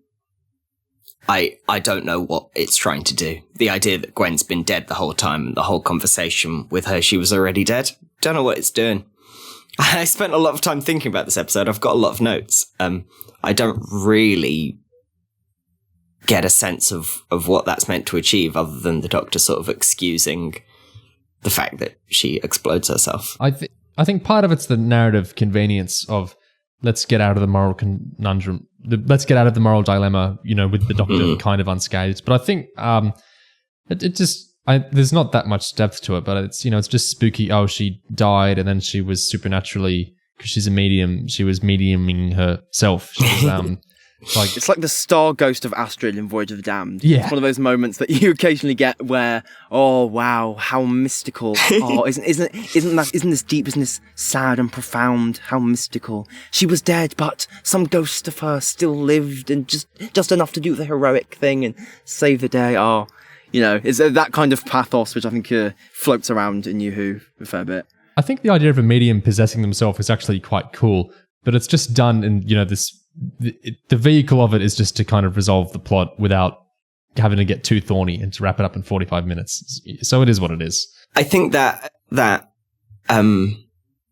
think that's quite powerful in a way that the episode isn't probably intending. Again, we're circling around a big conversation here, but the fact that that being dead, being incorporeal, being a ghost, essentially, Gwyneth is just as much herself, and the fact that she can still do the heroic sacrifice even though she is sort of like the Gelth now, suggests something about the personhood of the Gelth, and the fact that being an incorporeal ghost thing doesn't make you a bad person. It doesn't make you inhuman, but the Gelth separately are. It is set up earlier in the episode, isn't it, that when the corpses are possessed, they still retain some element of what they were trying to do, like the grandma going to Charles Dickens, the great man. So maybe it's something like that, connected to that, maybe? There is some spirituality there of, maybe there is an afterlife. Gwyneth's in the Nethersphere. But the idea that Dickens resolves the plot by sciencing it, I think ties together into quite an interesting, quite coherent read on that bit with the Gelth, in that he's worried that his world is a small part, that the things he's been talking about, social structures and the way that the UK and England specifically work, are now sort of overshadowed by this bigger universe that exists outside the realms of comprehension. And so his climactic moment being realizing that they actually obey the same physical rules as everything else, literally that they're material, and that because they are material, they can be affected by material means, like sucking the gas out of the bodies with... I don't really get the science there. But the fact that he does science based on the materiality of the ghosts sort of suggests that the resolution is that his material and social and class-based worldview does actually stretch to cover the supernatural. And that the supernatural is itself just an extension of the material, and that the same principles that he's written about can apply to alien threats which come from outside England, which the Doctor says are very foreign. Which again, we circle around the Lawrence Miles essay. Yeah. Ironically, though, you mentioned that it's contingent on him realizing the Gelth are bound to the same physical laws as everything else and stuff. But when they immediately afterwards talk about how Gwyneth could have done the thing with the match, despite having already been dead, Dickens gives us the quote, "There are more things in heaven and earth than are dreamt of in your philosophy," which is going back to that, the world being wondrous and incomprehensible is actually fine and profound and beautiful and things like that. So which sort of cuts against the idea that he's happy being able to, that he can only be happy if it's all explicable. And it actually sounds more like he's fine with things not being explicable, because he just, I don't know. I think it's muddy, I think is the real thing. It's not particularly focused on landing on one specific clear-cut version of this. You get a sense of the Gelth being explained down to their origins as, their Time War fallout, like everyone is. And then you reintroduce that element of woo and unknown and mystic by having possibly some notion of an actual afterlife. I think that's interesting. It goes both ways. It resolves things by making them material and makes other things more vague, more immaterial. which lets him have his lease on life.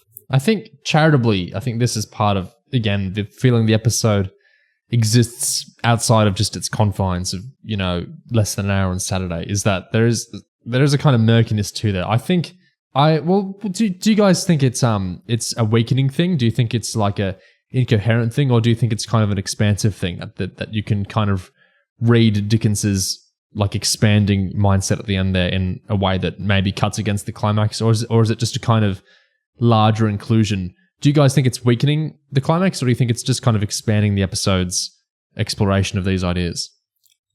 In the same way we were talking about the Doctor companion argument, the moral disagreement not going entirely resolved, I think a lot of the episode ends on that sort of refusal to neatly tie things up and accepting the expansiveness of it and the open-endedness, which I think works against the episode in some regards, but gets you the emotional end point and gets you the Dickens rejuvenation that is really the heart of the episode, even if it gets a bit sort of thematically frustrating.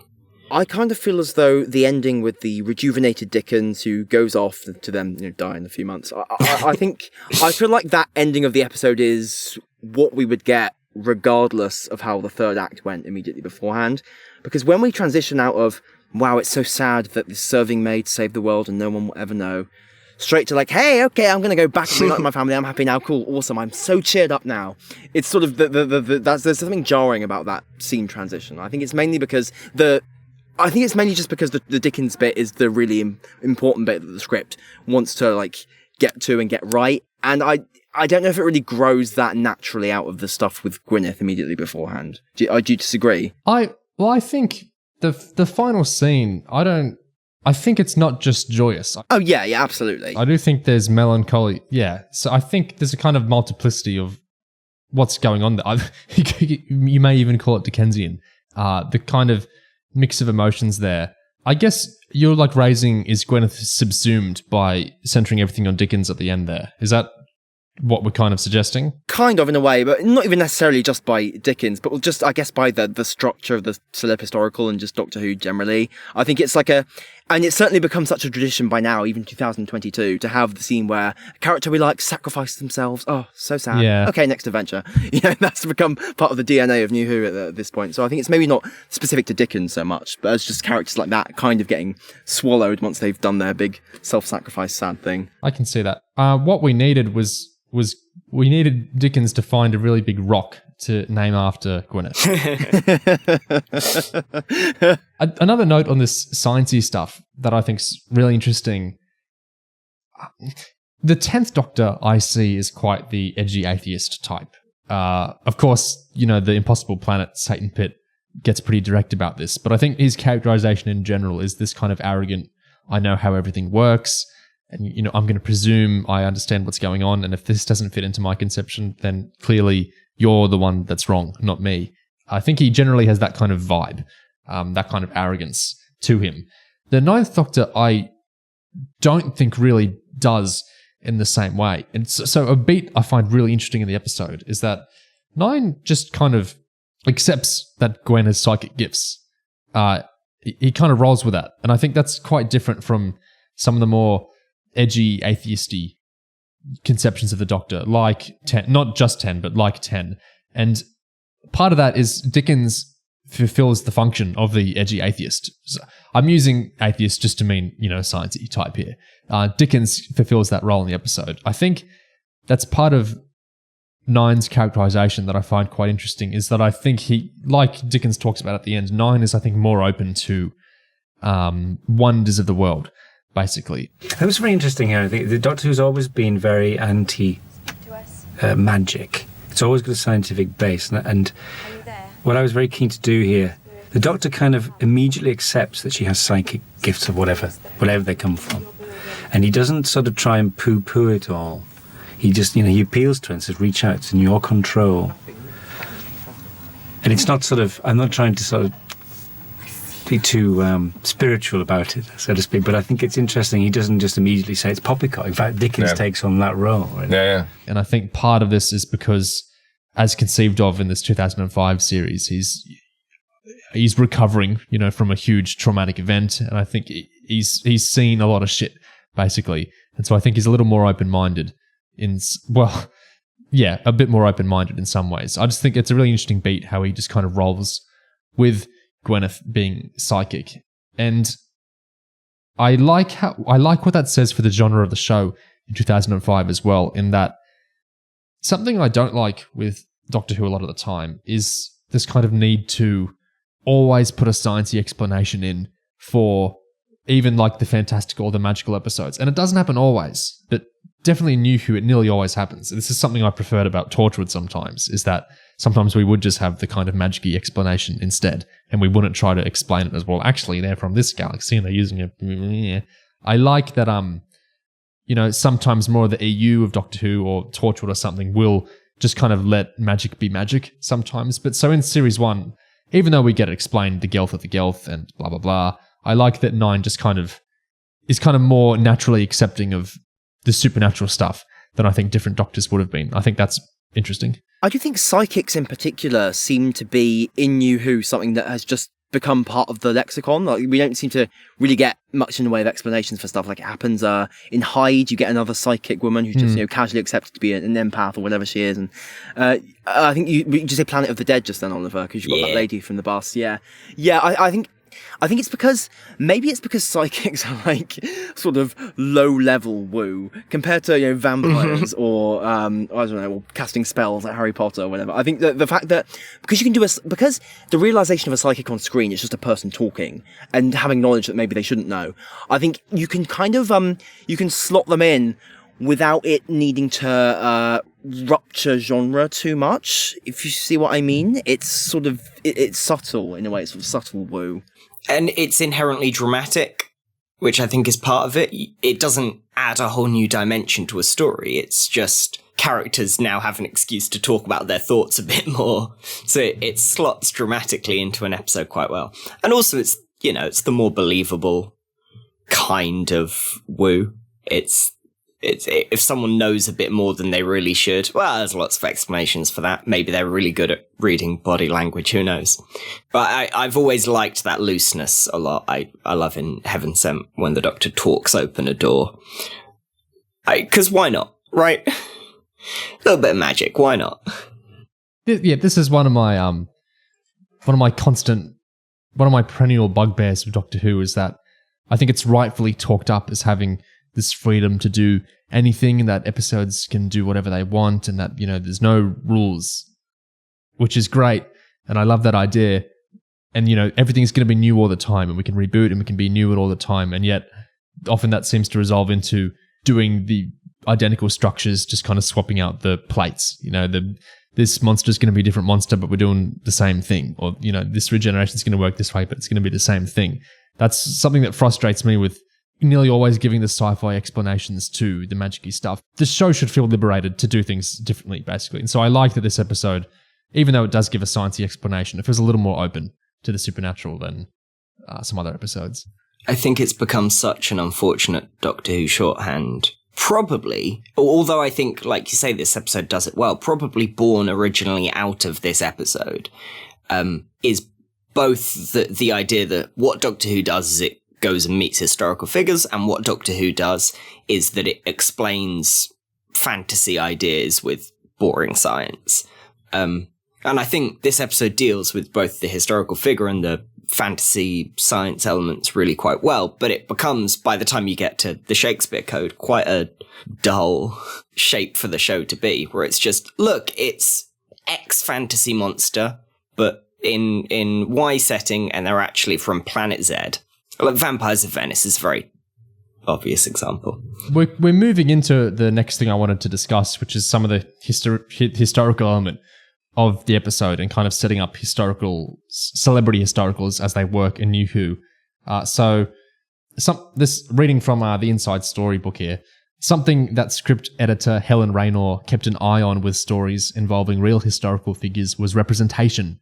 In her words, if we were making an explicitly revisionist program asserting that Dickens never wrote any of his works and was in fact a violent criminal, I'm sure there would be some objections. I don't think anybody watching would think that we're saying that he really was haunted by strange aliens, which completely changed his outlook on life. Helen admits that there is a seductive cheekiness to fitting real-life facts around a story of complete fiction and invention.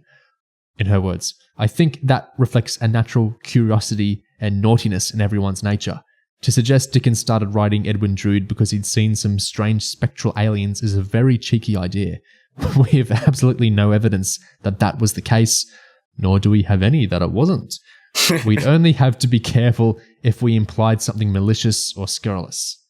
And in the context of a family show like Doctor Who, it is very unlikely that Russell or Julie Gardner are going to stray into areas that bring that risk. Isn't it funny? This book was written in RTD1, but that sentence actually applies now, since they're both running the show again. Anyway, for Russell, the episode represents what he terms the received memory of what Doctor Who was, in Russell's words, except actually it wasn't. People believe that figures like Dickens used to pop up all the time in the old series, but they didn't. In the very early days, you'd have Napoleon or Marco Polo, but the Unquiet Dead was the start of what I call the celebrity historical, getting a famous actor in to play someone important to us all.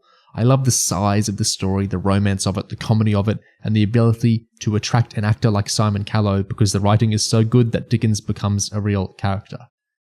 So the two ideas there are Helen Raynor saying, we can't, suggest believably that, this figure did this or whatever, but it's cheeky and fun to kind of fit in Doctor Who around their lives.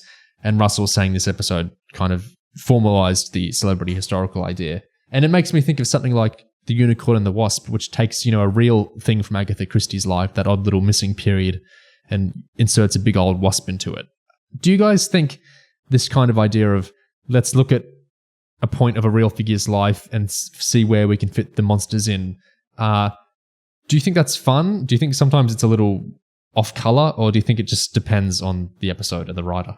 I think the purest example of it is, perhaps the most remarked upon example is, the chicken thing from Vincent the Doctor. That's the one that gets complained about the most, I think, because that's the episode where it's the most, jarring, in an episode that is so richly observed in exploring the historical characters, legacy and personality and life and artwork and stuff, and then you just have this invisible chicken thrown in there, which is doing its best to be a metaphor and be non-literal and stuff and be clever, but it's still a monster flung into something which I think a lot of people feel maybe doesn't actually need one. And honestly, it makes me you brought up Napoleon and Marco Polo and stuff, and it makes me think back to, we used to have pure historicals. They didn't always throw a giant wasp in. That was a thing once.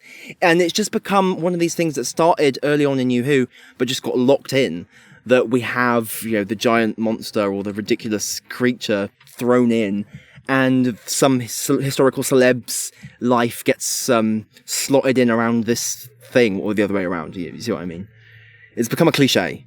That's the thing. I think if you've decided to tell a Charles Dickens story and you've got a real core to that and you're playing with the genre stuff, it's then fun as a writer to find little ways you can explain real historical questions that no one's going to take seriously. I think that's fine and that's fun.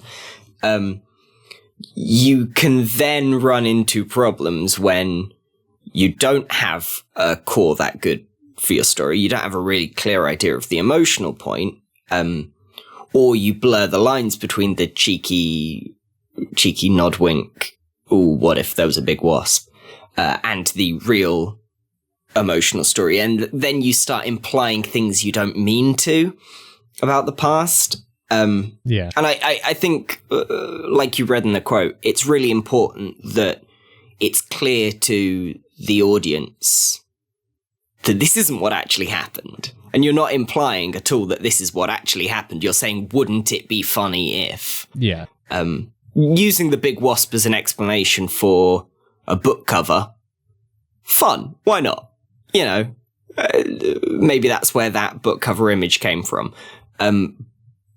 But often it sort of slips into rewriting a person's history or a historical event in the way that Rosa, by introducing these sci-fi elements, ends up implying problematic things about the nature of that historical event, and its, uniqueness.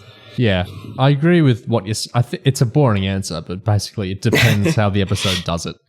Basically, is the answer. Like, I think this is kind of a cheat if you want to consider this a celebrity historical or not.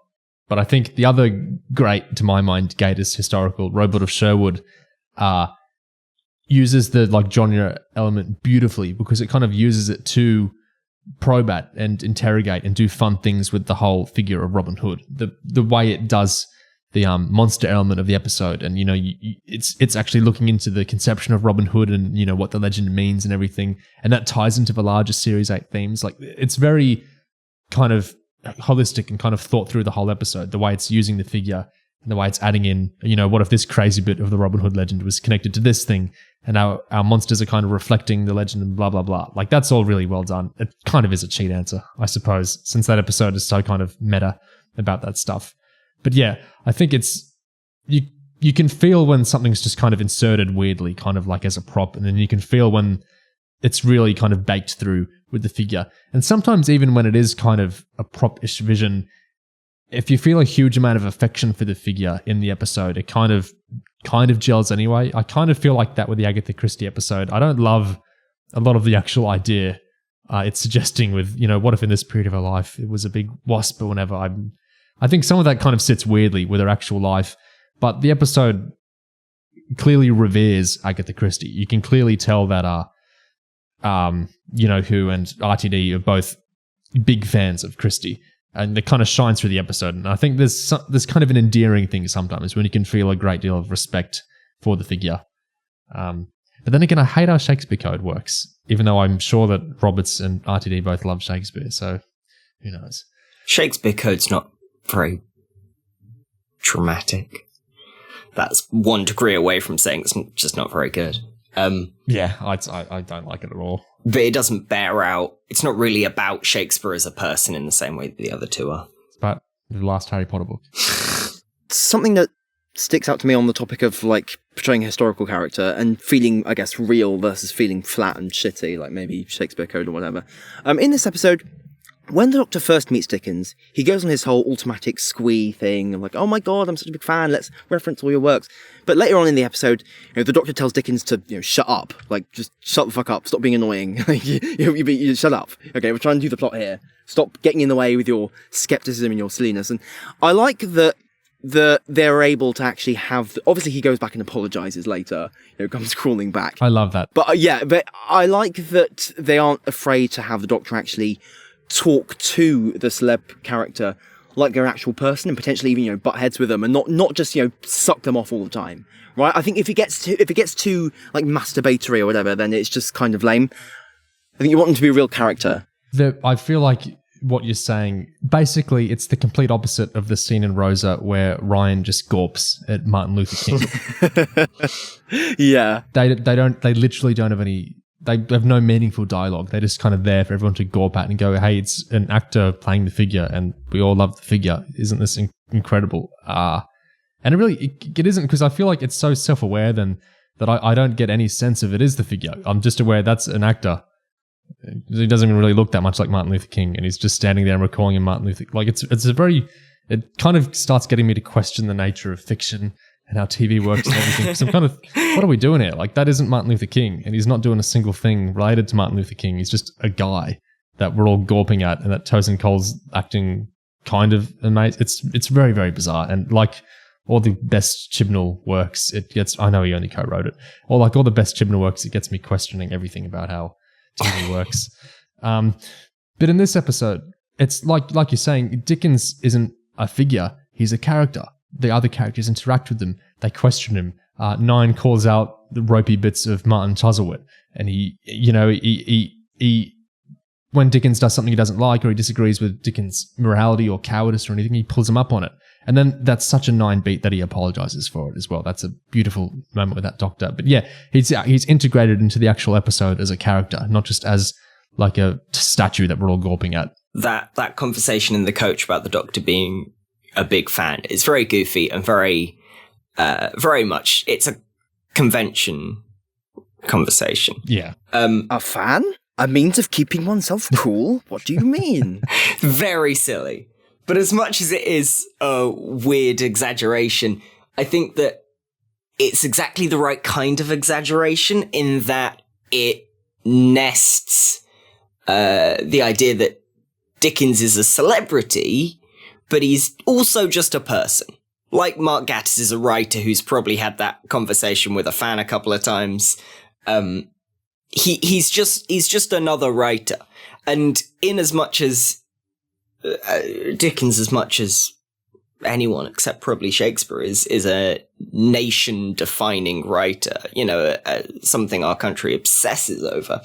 The episode never actually treats him like he's not a person.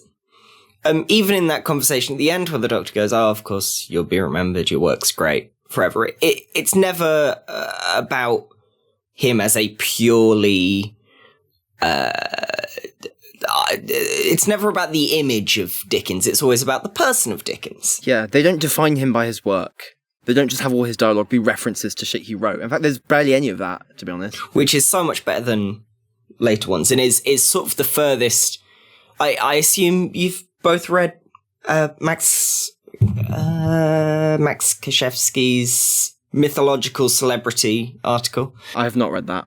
Oh, well, it's quite good. Sorry. But basically argues that after Robot of Sherwood, the Capaldi era replaces the celebrity historicals with celebrity mythologicals. Interesting. Where the figures are all fictional, basically. Robin Hood, fictional. Santa Claus, fictional. Superman, sort of. And the First Doctor.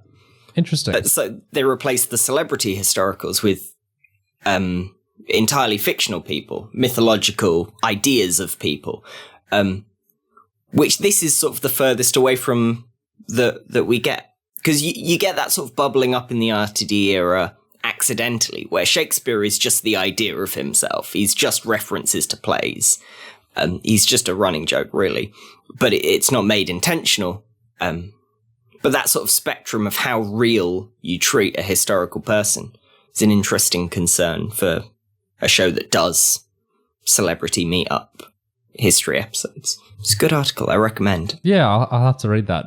It's funny because this and Robot are my favourite Gatiss episodes, and then they're probably my favourite celebrity historicals in New Who as well. When I'm thinking of it, it's interesting. It's a very evolved approach. I have this intrusive thought of the actor for Shakespeare in that episode. Maybe I'm misremembering this and it doesn't go how I remember, but I think at one point he kind of seductively says, "Hey, nonny, nonny," to Martha. Yeah. And it abruptly enters my head sometimes, and it's always very ugly. Yeah, that episode is something else. Pits. One of my least favourite. Just, ugh. Everything this gets right, Shakespeare Code goes on to attempt to repeat and entirely get wrong. Yeah. Well, talking of Gatiss, two little points on him. One, this is just kind of a stray thought. I don't know where else to put it.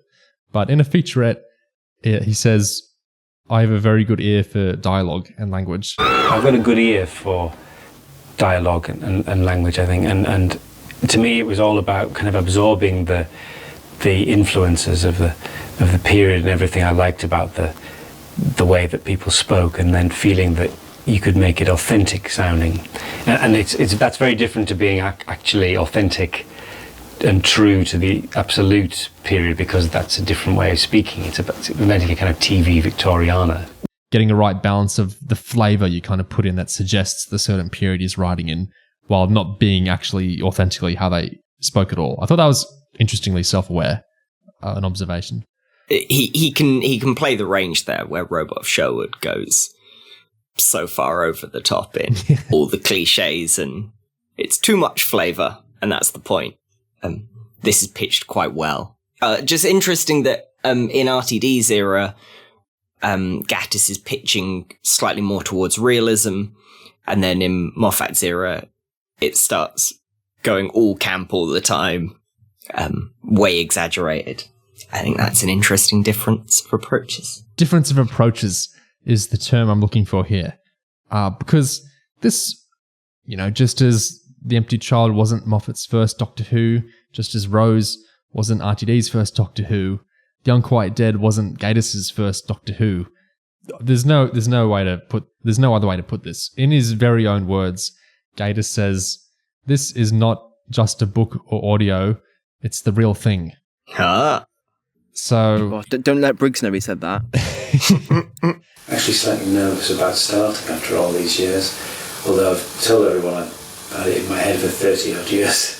But it's very different thinking this will be the one. This is actually going on television. This is Doctor Who, not just a book or even an audio play. It's the real thing, and it's extraordinary how much pressure I'm feeling. There's a John Pertwee story I wrote for BBC Books called Last of the Gadarene, which is about a race evacuating from a dying planet and kind of making themselves into formless things and then needing a shell on the other side. And they were being on the telly, so I thought, why not? But I think it was The Living Dead that suddenly became the thing. It was like, my God, can we do zombies on Saturday nights on BBC One? And Russell and I got very excited about the notion of doing Victorian zombie. What, he'd done Last of the Gadarene, which was like a Third Doctor book, and he'd definitely done... Is Invaders from Mars? Oh, Invaders would have been, yeah. That's the closest relation, I think. Yeah. No, that's a proper episode. I would almost say that's the real thing. in his words, that's it's the premiere, and it sets up it's a premiere, isn't it? It sets up the series arc of the wobbly history, and it's a big kind of exciting romp. That's a actual episode. He shouldn't sell himself that short. It's very similar to how I've always thought it's sort of the Invaders from Mars sort of set the tone for New Who's historicals, because it's very situated in a historical moment. Yeah. And very much draped in another text, which this is obviously draped in Dickens. Yeah. I know I'm being this sort of anorak saying, actually the second season premiere of Paul McGann's audios preceding, Christopher Eccleston's run, presaged all this stuff in New Who, but whatever. I love them, so sometimes we're going to nerd out like that. Anyway. It counts as a series. It does. Let's get it on the list. In Gatiss's words, what he's talking about Last of the Gadarene, he's John he calls it a John Pertwee book, which I find so funny because it's a third Doctor Who book, but what's John Pertwee got to do with it? He's long gone by this point. There's no actor perform. He wrote a Paul McGann audio. You can say that because Paul McGann's performing it. It's not really a John Pertwee book. I'm annoyingly splitting hairs. I just think it's a funny thing. Well, he was imagining John Pertwee performing it when he wrote the book, perhaps. Of course. He was probably dressed as John Pertwee as he was writing it. We're actually going to integrate all these ideas at the end because we're going to talk about a writer who wrote both a John Pertwee and Paul McGann book together. Two of them, in fact. But interfering with one another. Indeed. Have either of you two read Last of the Gadarene? I have not read it, sadly. No. Sus. I think it's the most normal thing in the world, I think, to just take an idea from a book you've written, put it in... You're part of the revival of Doctor Who. You're going to put your ideas on the screen, even if you've written them in the book before. I think it's natural and logical and makes sense. It's a good idea. Something that's really nice about this episode, I think, is that Gatiss... You see some episodes where writers talk about them and they clearly weren't happy with how they turned out. Or they weren't unhappy, but it turned out so differently to how they conceived of it that it feels a bit weird. Or that they were a certain writer or two, or three, or four in this era, actually, where, their name's on the tin, but how much of them is actually in the episode is the question. But with Gatiss, he's very happy when he talks about this episode. He says... I couldn't really have been happier. Just, there's always tiny things that you would do differently if you were actually able to be there all the time, but they're so small,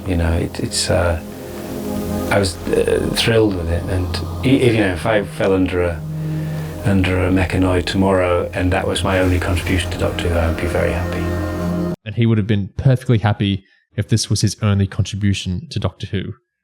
And only you've done that novel and those audios, Mark, as well. But it's very nice that he felt like this was a complete sort of thing, and he has this kind of teary moment where he's talking about just hearing like the assistant directors on set saying the word Gelth The strangest thing of all was just hearing people casually saying the Gelf, especially the first assistant line to say, so the Gelf is streaming up into the upper circle, and you look at that, and the Gelf come through, and then the Gelf over there, and it's just a silly name for Doctor Who monster.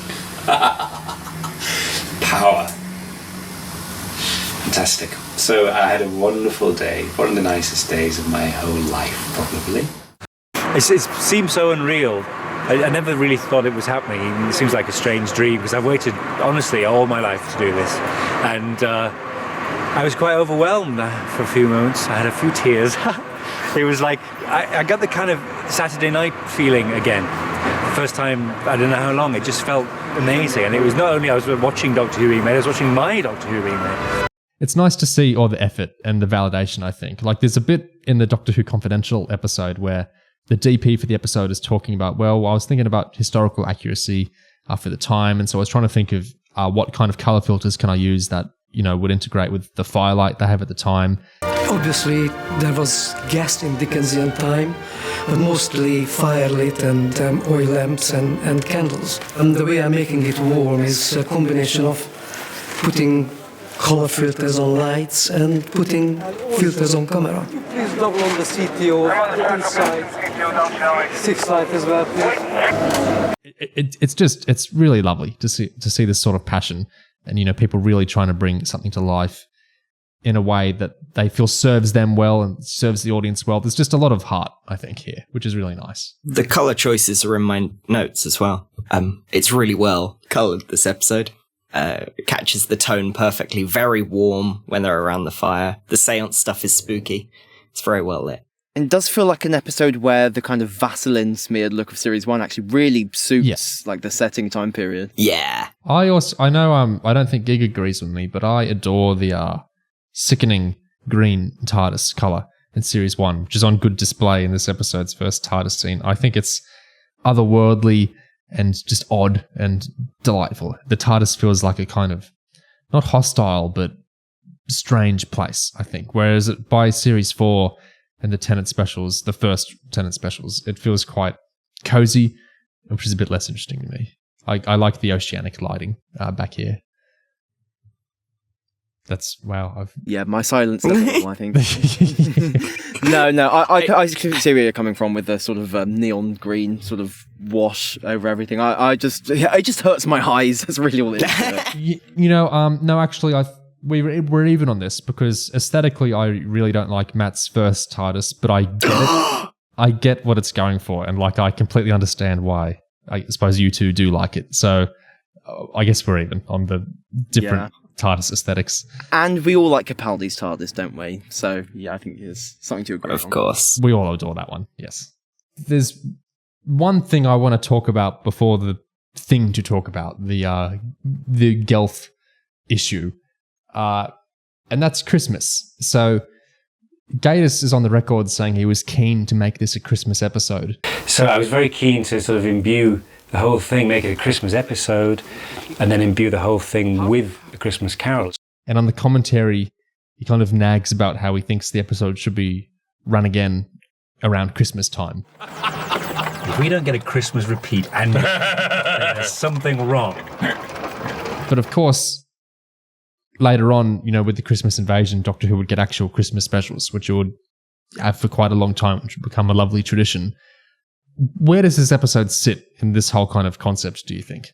I'm going to be honest, rewatching it, I forgot it was set at Christmas Eve. It had any Christmassy to it at all. It really does not boast Christmassiness, I wouldn't think. Apart from the fact that, there's snow, I guess, and ghosts. And a bit of A Christmas Carol. Yeah. I think ghost stories have this, at least in Britain, this kind of association with Christmas anyway. This feels more Christmassy to me than The Next Doctor. I feel that possible link with ghosts and Christmas might just be because of A Christmas Carol. I'm not sure if anyone else really.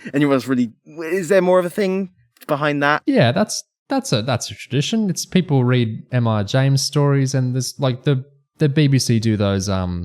Gatiss does those. Mark Gatiss, yeah. Yeah, he does those Christmas ghost story adaptations, at Christmas time. I think there's a ghost Christmas connection. Although does that sprout directly from A Christmas Carol? Maybe.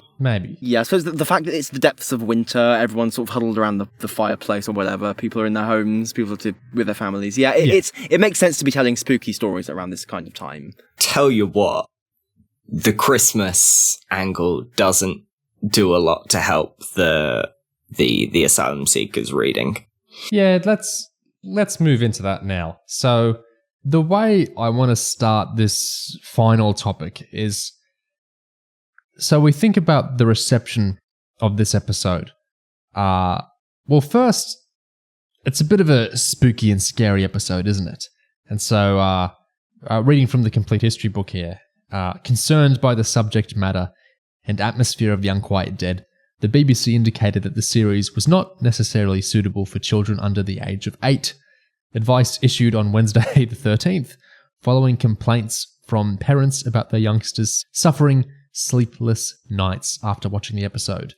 So then there was media coverage like Doctor Who Too Scary for young children, and Mark Gatiss appeared on the radio to say he was quietly thrilled by all this talk. The BBC then admitted that they thought that advice had been a mistake and that they leave it to the discretion of parents to ultimately decide what is suitable for their children to watch.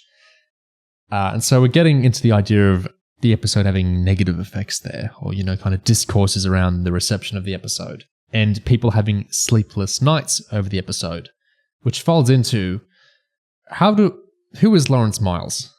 I think really, in essence, he's just a guy, but he has been almost reimagined as this enfant terrible of the wilderness years and of Doctor Who in general. I mean, that phrase has specifically been used to apply to him. So it's like, I think he's someone who has created such a reputation for himself, both through his incredibly memorable and impactful work in the spin-off sphere of Doctor Who, I guess, and tangential, I guess, works sprouting out from that, and also in just his sheer outspokenness and his personality and his both unwillingness and maybe inability to kind of keep it all buttoned up and professional and nice and polite, the way that many other writers kind of schmoozing around the British media scene are maybe better at doing.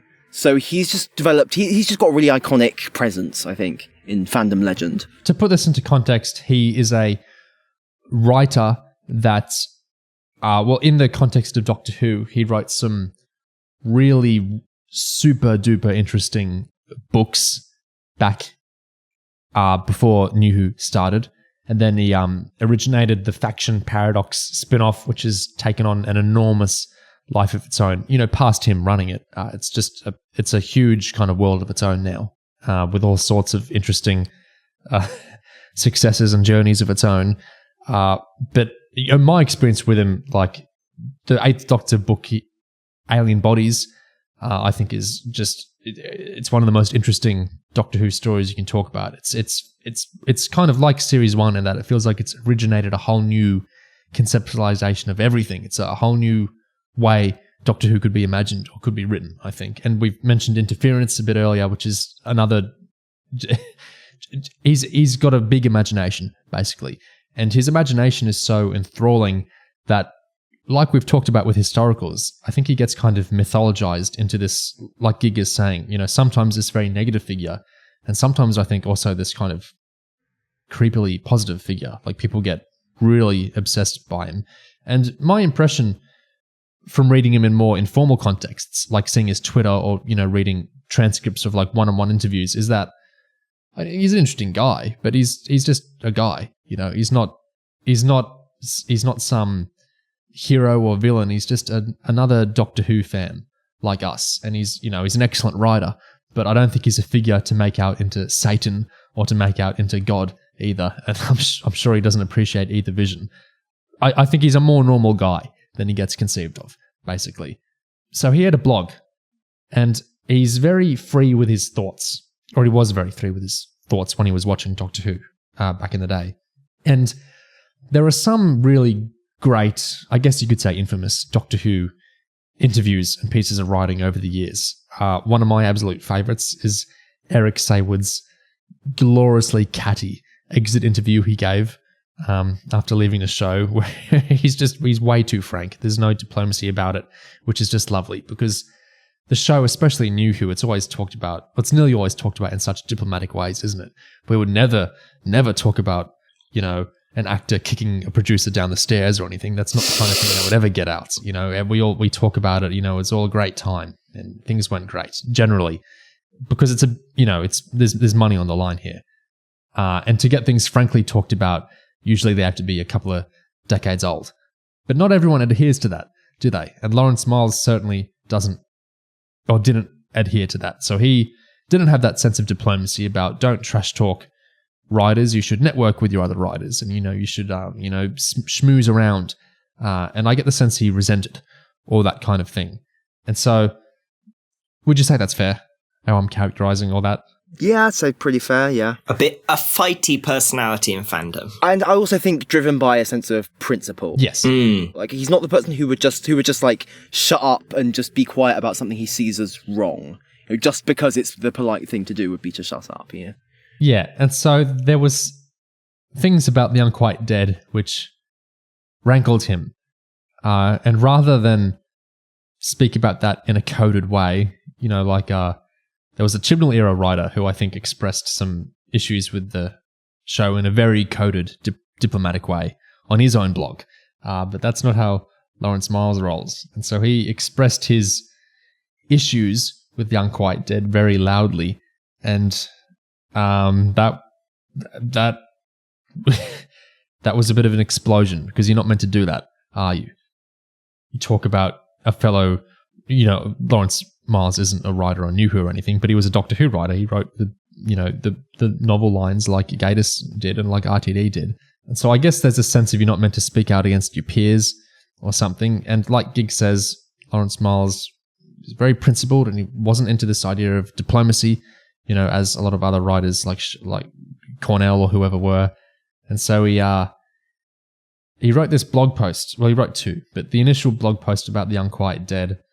Okay, I'll read up parts of it to get to what we're talking about here. And of course, what we're about to talk about is the racial or refugee element of the episode, which is I would say a common reading. I wouldn't say an uncommon reading. I don't think by now. I think it's a reading that gets discussed quite a lot because it is kind of evident. I don't think it's like a harebrained thing. It's it's there. The friend I rewatched the episode with brought it up independently. So it is clearly a thing people read into the story. Yeah.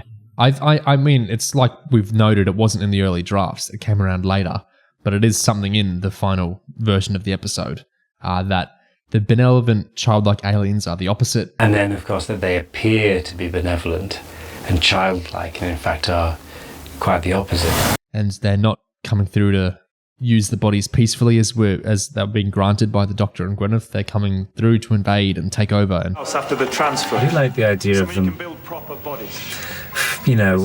I suppose having this pitiful facade.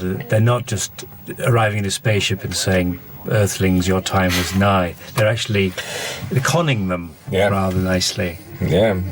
You've let us through, and now we're going to wreck your world. And, you've done the wrong thing by letting us mercifully in. Now we're going to screw everything up and take over you and dominate you. And so what Lawrence Miles had to say on this back on the 9th of April 2005, so hours after the episode had went out, not long at all, he opens by saying his review on Rose was so long and involved that the editor of Doctor Who Monthly mocked him for writing anything so complicated. So he's going to cut to the chase this time with his review for the Unquiet Dead.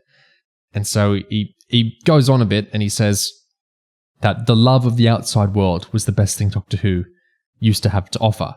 But, quote, given that we live in a society which has been forced into a permanent state of xenophobia, given that we live in a culture whose view of morality is largely based on the question of whether the people we meet are evil darkies trying to take our land and our women and our jobs, how well do you think I'm going to react to a story which explicitly, deliberately, equates aliens with foreigners and then says, all aliens are evil. They may look nice, but they're out to swarm your country in their billions. I'm sorry, there's no other way of saying it. This is offensive, poisonous, xenophobic... I know many of you will be saying, aha, but there have always been alien invasion stories in Doctor Who. What's the difference? So I'll tell you the difference.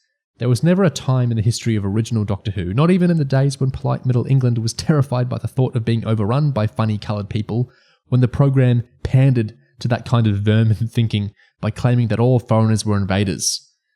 Goes on to say, he brings up other episodes and he talks about how he doesn't think they fit into this kind of paradigm. The Unquiet Dead is different. The Unquiet Dead is a story made at a point in time when the big electoral issue is whether the British should put up with foreigners at all or treat them like scrounging? That's how you pronounce that word? Yeah. Oh, right. I see the next word is the problem I see. Yeah. My bad. Whether the British should put up with foreigners at all, or whether they should be treated like a bunch of refugees, about a bunch of asylum seekers who ask the Doctor for his help and then turn out to be, all caps, evil aliens who just want to swarm your country. We will rape your women and defile your corpses. I'm trying my best to read out how he's done his little onomatopoeia there.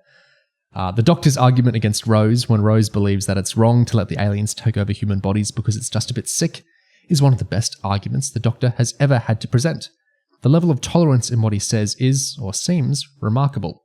When he tells her that she's got to stop thinking as if her customs are automatically the right and proper ones, it's one of the most admirable moments in modern television.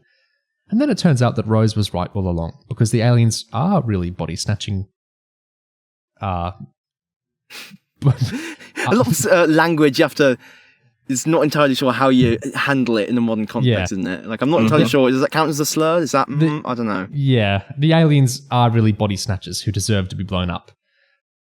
Lawrence Miles then says, I think erroneously, I don't seriously believe that Mark Gatiss will read this, but on the off chance that he might stumble onto this while ego surfing, I'm going to say it. Mark. In parentheses. Note that I've edited the end of this sentence slightly since I first read it. Now I've had time to calm down. So I'll settle for, Mark, you're a thoughtless halfwit. Sidebar. What was the original thing he wrote there? Don't know. We may never know. Okay, Mark, you're a thoughtless halfwit. Did you really think it was all right to write a script for this program? A program which is supposedly watched by the new generation and deliberately calculated to mean something, which sends out a vile, appalling, dangerous message like this. Did you think it didn't matter? Did you think it would never have an impact? At best, this is Doctor Who, the Michael Howard years, a new version of the program for the kind of NF-loving scum who take the shoot or the view of anyone who wants to come anywhere near the great and pearly white shores of Britain.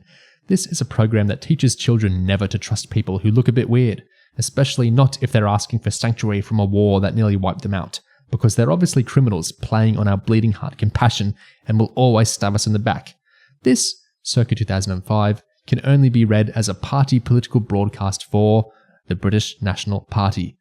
After 2 weeks of being really, really good, Doctor Who has become something sickening, twisted, and wrong. I can't express how vile and awful this is, so I'll shut up soon. Sidebar, that was also erroneous. All I know is that I wish the series had never come back rather than come back like this.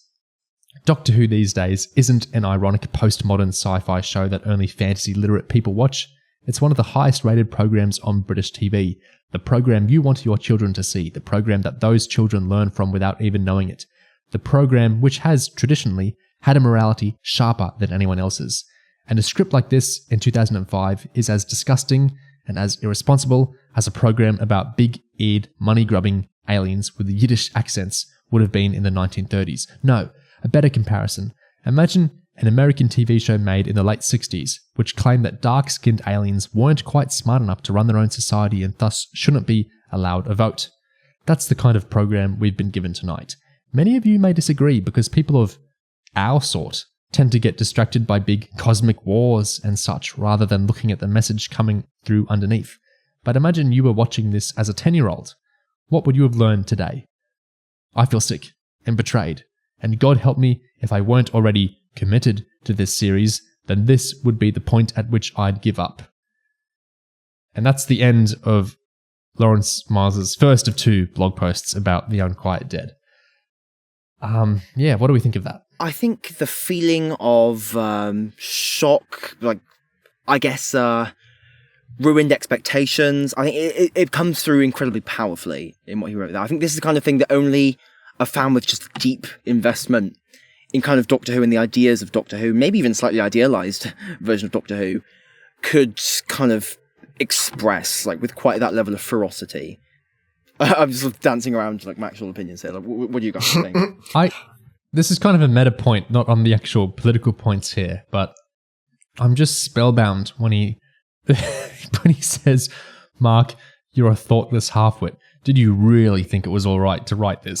Like, I'm not mocking Miles here. I'm genuinely like rapt by reading this because it's just such a rarity and it's, I guess, an absurdity. It's something you don't get. You don't actually get writers talking frankly about each other's stories like this. It's so rare. And it's happened a few times in Doctor Who. We had that time Stephen Moffat basically called Classic Who shit. And like there's that Sayward interview I love as well where he got a bit too frank as well. I treasure these times because it's such a peek behind the curtain and it's, great to see people be honest about the show. It's so much better to lance that boil. And, that's the way the show can improve, I think. It's, Moffat talking frankly about what sucked about Classic Who in his view is, of course, part of why he could make the show in his own... I was about to say why he could make the show better. I'm going to be diplomatic and, rephrase that. As fans, I think it's glorious for us to read this because it's such a peek behind the curtain. It's Lawrence Miles is a great writer of Doctor Who. Mark Gatiss is a writer of Doctor Who. It's great. It's great to see this honesty between writers like this. So that enthralls me. I'm not talking about the actual politics of what he's saying there. I just think the fact this exists at all. I agree with Gig that it's the product of someone who cares about Doctor Who deeply. That's very obvious. And you can certainly argue he maybe cares too much is the wrong way, but you can argue it's an overreaction in the way that there's certainly stuff I talk about, and I know other people are thinking, what the hell are you doing? You're overreacting to such a small thing that you're reading such a huge political point out of. And I think sometimes you can argue, but I think we kind of use episodes to talk about larger things, as though where I think. Like, yeah, what he's saying here isn't just about the Unquiet Dead. It's a larger kind of point about the cultural impact of the show and Britain in 2005 that he's saying, which has been so, I think, muddled by, the intervening years that it will seem kind of absurd to people now in ways that, this stuff I recorded, during the very early days of COVID, where I'm talking in a way that I might even feel faintly embarrassed of now, and it feels kind of hysterical, but it felt honest and real, then. And I think we've kind of lost some of that context of what he's talking about. Although maybe we haven't. I mean, the issues he's talking about certainly haven't gone away. I think, as we started by saying, and as a lot of the conversation around this reaction has focused on, Miles's tone is sort of wild. It's extremely direct, and I would certainly avoid using almost all the language he uses in the post. But I think, despite the fact that I think there are a few good or decent, I suppose, counterpoints to what he's saying here, and I've as people have heard, I'm fond of the episode. I like it. I think it's good. I think it's basically a good point he makes. I think it does come across, certainly to certain audiences, as quite a coherent anti-immigrant narrative. I think the anti-immigrant narrative is probably the most coherent narrative you can get out of it. And I don't think that's intentional, like the post goes into. And I don't necessarily agree with, the scornful direct insults. But I think it's an angle on the episode that you would hope wouldn't be there. And that might have, and I don't have enough information to say for sure, but might have done some real damage to the way people think about refugees in this country, which is, sort of the defining issue right now, at least. I think there's ways you can take this, and you can argue how Miles is framing this, but there's ways to take this as casting Mark Gatiss as a villain, and there's ways to talk about this, which is just looking more at the impact of the episode itself. Like it's talking about like we're seeing this wasn't the initial idea for the episode, and we've seen how this all developed, and I can certainly see how I think it's more important to talk about the effect of the episode basically than like the morality of the writer, which I think is a very murky thing. And it's not like Gatiss just pours his heart out on the page and all his politics, spools out, especially because this episode had so many drafts, like we've talked about, and so many, different creative visions, incorporated into the episode. I think the parts where he talks about the function of the episode are more winning than the parts which are invective about Mark Gatiss as a writer and as a man. I think the point about the cultural context the episode is coming out in, and the message that the episode is fairly clearly, I think, kind of trading in intentionally or otherwise. I think that's all very fair, but I don't think he does himself any favors by doing it. I mean, I understand it, but doing a very angry blog post on Maine, on under his own name, I admire his kind of principles, and I'm glad this exists in a lot of ways. But this caused him a lot of grief, which is a huge shame. This caused him a lot of stress. The blowback he got from this, and it's just difficult because I agree with him that I think there is an abhorrent political narrative in the episode. Well, do you think this reflects a prejudice and underlying skepticism or hatred of refugees on Gatiss's part? That's an honest question. I'm not asking that just for us to say no to. Do you think this reflects some kind of cultural biases in Gatiss, or do you think it's just kind of a arbitrary thing of just how the alien story evolved? I think what it is that the Gelth are a rubbish Doctor Who villain, and they go in because and the crap subtext comes with that as part of the package, and it goes in because it's the done thing, and it ends up in the episode because that's just how it works, and no one is scanning it or particularly worried about whether any of the crap subtext is going in there or whether it matters or whether anyone cares, because I think perhaps quite correctly or accurately they're going to assume that people will just interpret this as a rubbish Doctor Who villain, because the cultural biases that lead the crap subtext to be in there are the same ones that are inculcated in the populace in general, and it's just exactly the show is almost part of the audience that's receiving it in a way. It's just it's not it's not something that just feeds one way into the culture. It's also a product. It's reciprocal, right? So it's all swirling around. You can't separate one thing from the other. So I think making it about Gatiss, I think is asking the wrong question, really. And I think it's more about what Doctor Who is, what is considered a convention of Doctor Who. And I think it's why maybe Miles's idealization of the past of Doctor Who is maybe a bit where he veers slightly. I think maybe because that's what produces the most aggrieved reaction from him. The idea that something that was pure and good has gone wrong, has gone downhill. Whereas I think maybe that's not the most realistic view, if you see what I mean. The idea that this is more racist than Talons. Yes. Classic Who was often very racist. That shouldn't be a particular shock. And the idea that this is a sudden swerve into... I think that's exactly the issue. I think I'm not particularly interested in trying to divine specifically what Mark Gatiss thinks on specific political issues, but I think tying together his impulses as a writer, especially the Victoriana and the adoring approach to the past, and the way that meets with his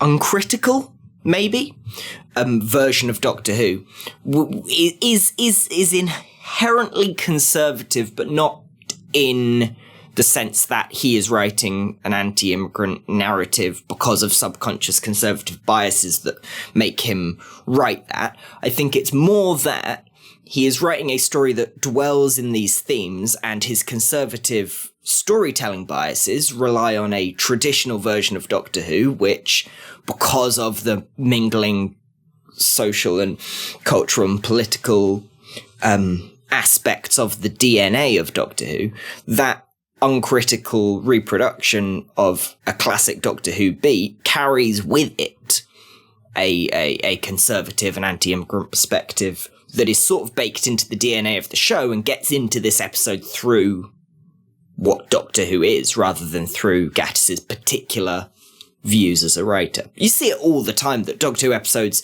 by the nature of the fact that they need to be a Doctor Who episode, end up having appalling politics. Right. Something that I kind of want to bring up in relationship to that is that, one reason it's so refreshing to read Miles's blog post is that it's nice to see fury about a Doctor Who episode that is about something that matters and not something ridiculous like, oh no, you've portrayed the Doctor piloting the TARDIS wrong, you've painted the TARDIS the wrong colour, oh, that you haven't respected the Time Lord's lore, shit like that. It's, fury around Doctor Who is usually around stuff that doesn't matter. So something like this, where you have quite a new context of the show being revived for a mass audience, super popular, circumstances that haven't been seen for a very long time. To have a context like that, and for someone to write a post like this, where they are really just ripping in to the idea of what that show is necessarily or perhaps potentially saying to its audience, to really rip open this wound, this idea that the subtext of the show could actually be a really dangerous or threatening thing that needs to be thought about and scrutinized really closely in terms of what it's saying about society and the world and life. And the idea that there'd be a moral dimension to that. I mean, it must have been such a system shock when it hit back in 2005, when this review landed. I mean, it must have, it feels like quite normal now, because we've had decades of people cancelling Moffat and RTD and all that stuff, and obviously stuff I've written about Jim. It's very familiar by now. I related to Miles so hard reading his posts about this.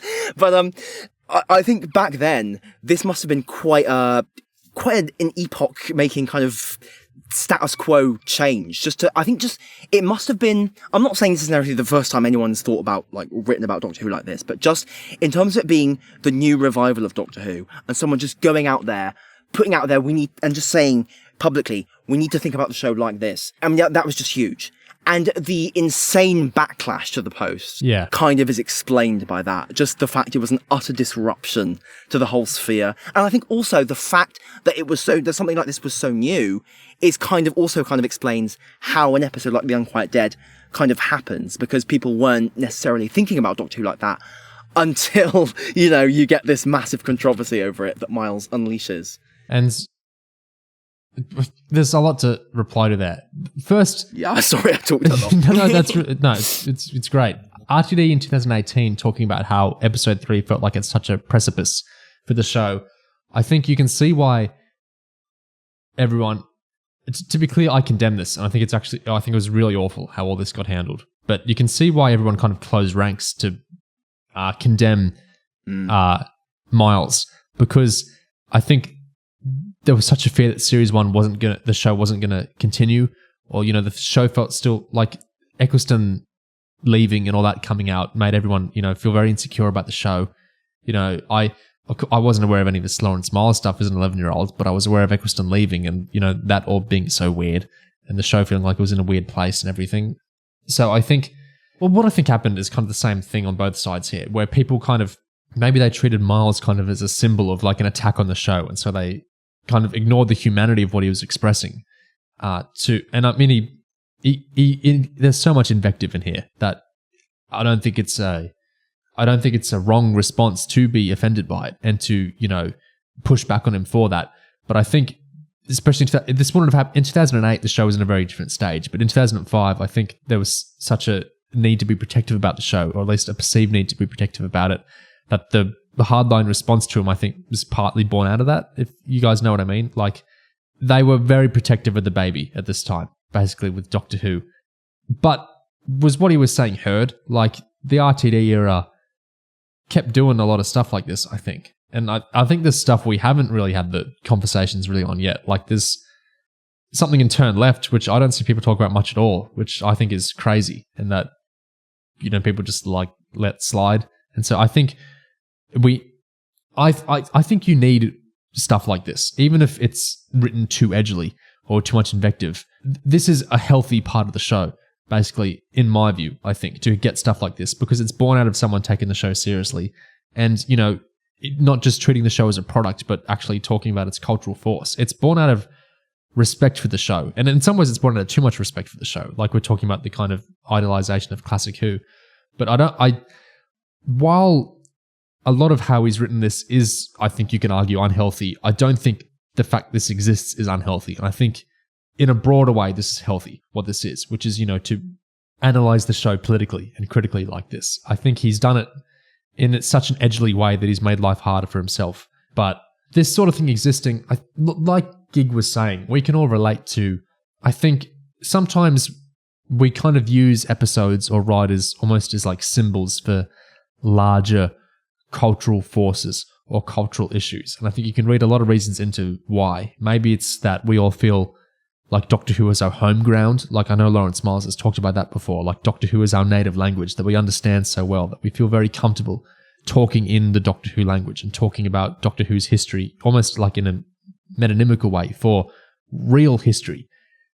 And so I feel like there's this kind of comfort in we can confront the issue of, racism towards asylum seekers by calling Mark Gatiss nasty names, which, I think is misguided in a lot of ways, but I can understand where he's coming from. And I think that's what Gig was kind of getting at, talking about, some of the writings on Chibnall, in that, like, it's not that we don't believe what we're saying, but it's that it's kind of symbolic, or it's kind of a safer way or an easier way or a more comfortable way for us to talk about wider cultural issues or more faceless cultural issues. Do you kind of get what I'm getting at in saying that?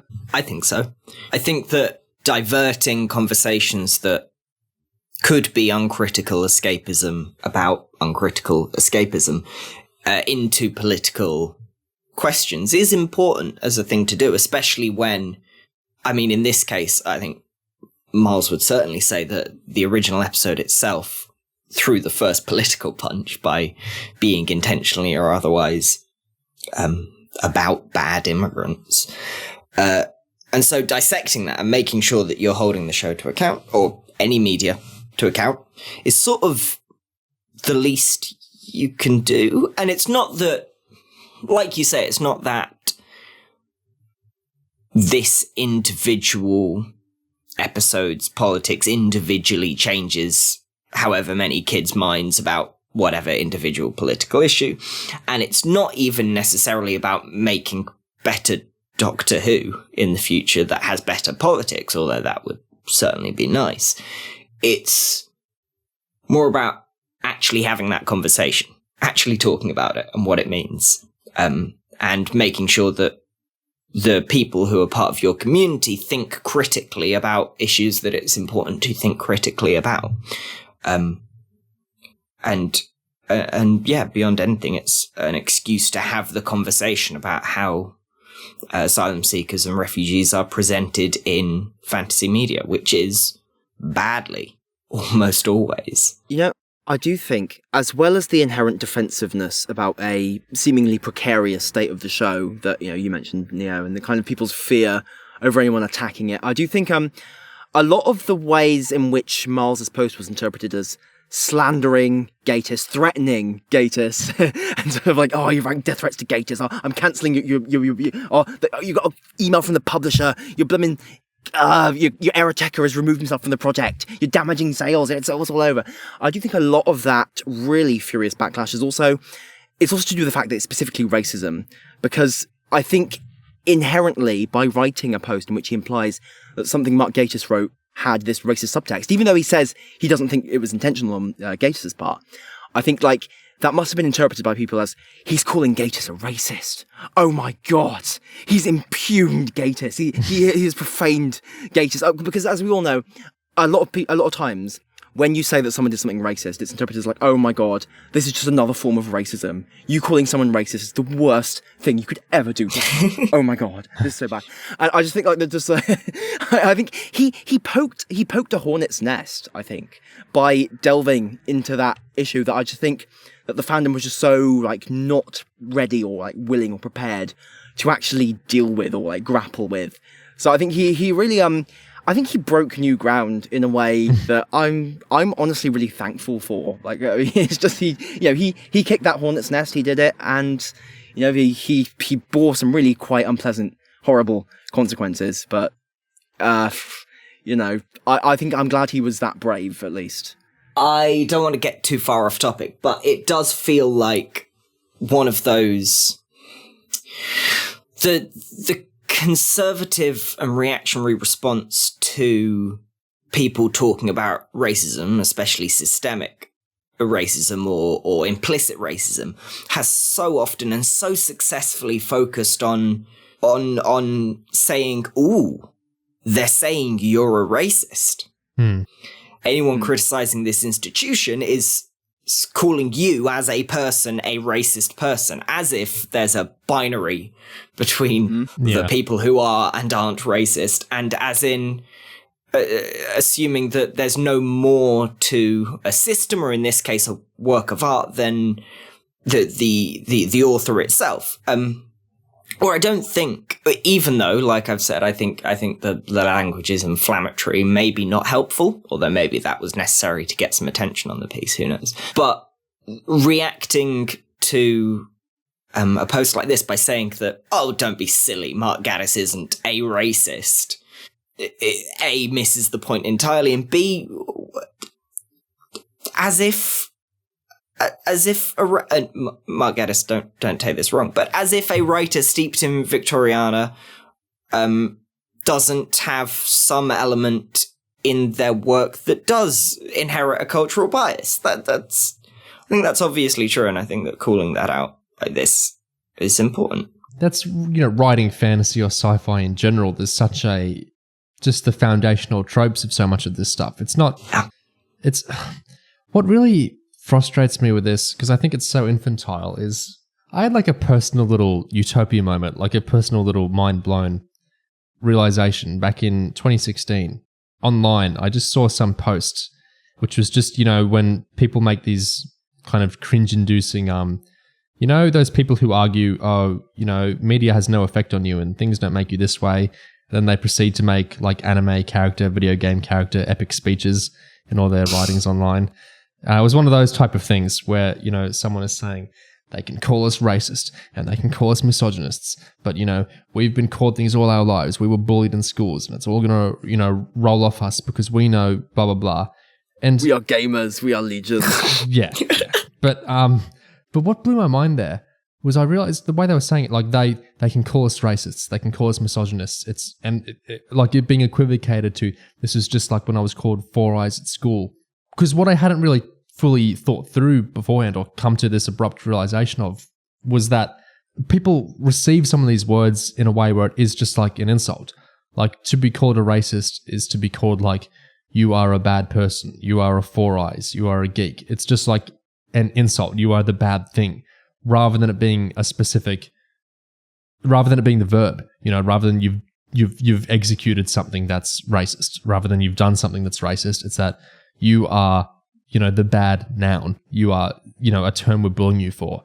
And it just blew my mind to think that it's like two entirely separate conversations being happened. Like someone might be called a racist or a misogynist, and it's not being perceived or not being channeled in the way that someone's expressing it or they're receiving it as that thing you did or that thing you said was racist. And because of this, it's that they're perceiving this as this kind of noise of we're insulting you because we are the socially conscious side and you are the socially unconscious side, and we'll hurl these interchangeable insults at you, is the way it's kind of perceived, which blew my mind.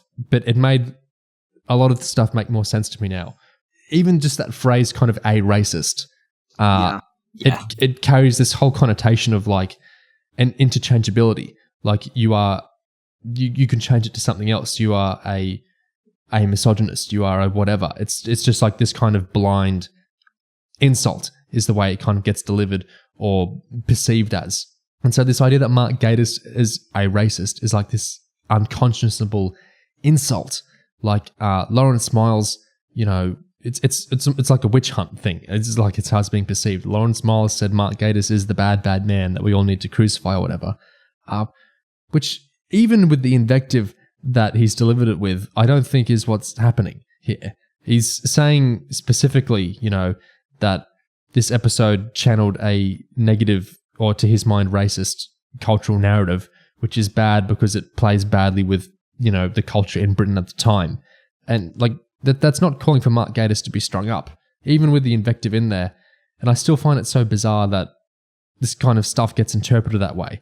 Like to call out, if I say, well, I don't think Chibnall handled, so-and-so element of Ryan so well, it's, well, you think he's ableist? You think he's an ableist?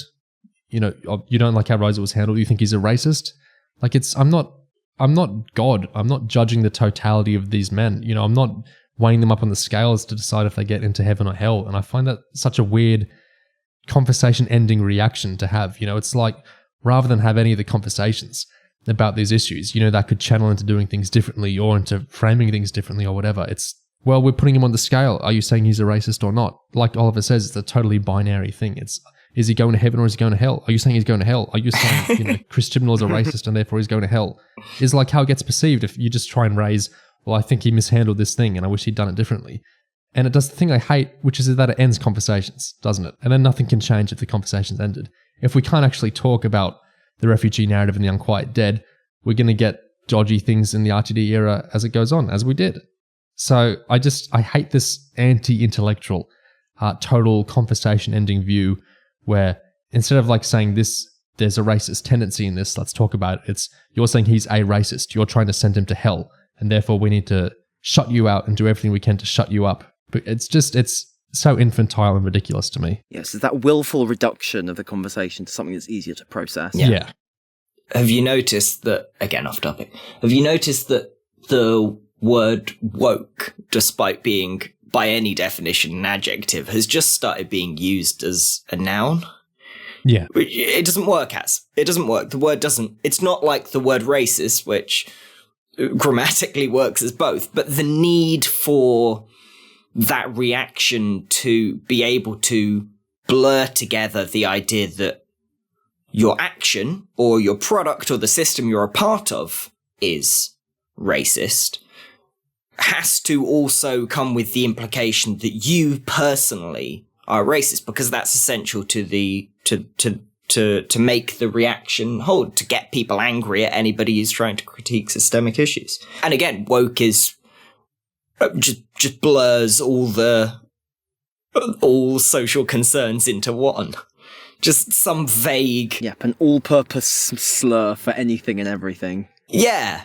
It's if someone wrote an invective full article about me, calling out, you know, something I'd written as, you know, contributing to something horrible in the culture, like I would feel, you know, such a mix of emotions. I'm sure I'd feel so much shame and so much anger and like confusion. I'm sure I'd feel all this cocktail of things. And so I don't know if what Miles wrote is like the most effective thing to get the reaction out of Gatiss, but it's not meant to be, because this isn't like a conversation between two men. This is a conversation about a wider thing in the culture that he's talking about, and it's a conversation about an episode of TV, like he said, that is a huge cultural force already this early into New Who's reign. So I'm not unsympathetic to, like, I'm sure this was a big stress to Gatiss, but it was also a big stress to Miles, you know, the kind of maybe disproportionate response that was to it as well. I don't know. I feel like it's kind of a responsibility of being a success. I think the responsibility of being the huge cultural force that it became with Doctor Who is that you don't want to be channeling things you don't want to channel, basically. And I don't think Gatiss or RTD wanted to channel anything anti-refugee like this. As Miles put it in his follow-up post, he says, writers have a duty to get this kind of thing right, no excuses. Yeah. That's kind of his very hardline stance there, I think. Like, when there's something that this big and that successful, like, you know, even if it's just thoughtlessness or ignorance or whatever, that's not necessarily an excuse. That doesn't make it all fine. That doesn't neutralize everything. That's the flip side of how we looked at, you know, how teary Gatiss was about how much it meant to him for this episode to happen and to be good and everything. And that's great. And that is the responsibility then. You've made a huge success. You've made something that so many people are going to watch, and you've made something, you know, strong, and that's going to be remembered. And, you know, part of the duty of that is to try not to maybe try not to channel anti-refugee narratives too intuitively into your episode. And I know, you know, Kill the Moon comes to mind, which, you know, is popularly read in a certain way where a lot of the fans say it's not there at all, and the writer says it's not there at all, you know, with the abortion readings. But, you know, I don't actually have a reading. I'm just lobbing that moon grenade in here for you guys to respond to. I think it's I like Kill the Moon a lot, but I think it's a fair reading that more more care should have been taken. I think the Erratatorium post says something like, good intentions, this is what happens when you've got male writers doing all the writing about Doctor Who in general. You're going to get accidental reads like this and I think that's fair. And I think a wider thing, which kind of relates to the whole Unquiet Dead thing, because I guess one counterpoint that maybe you might see raised to Miles's argument is that, how do you know that any kids took it racistly or badly?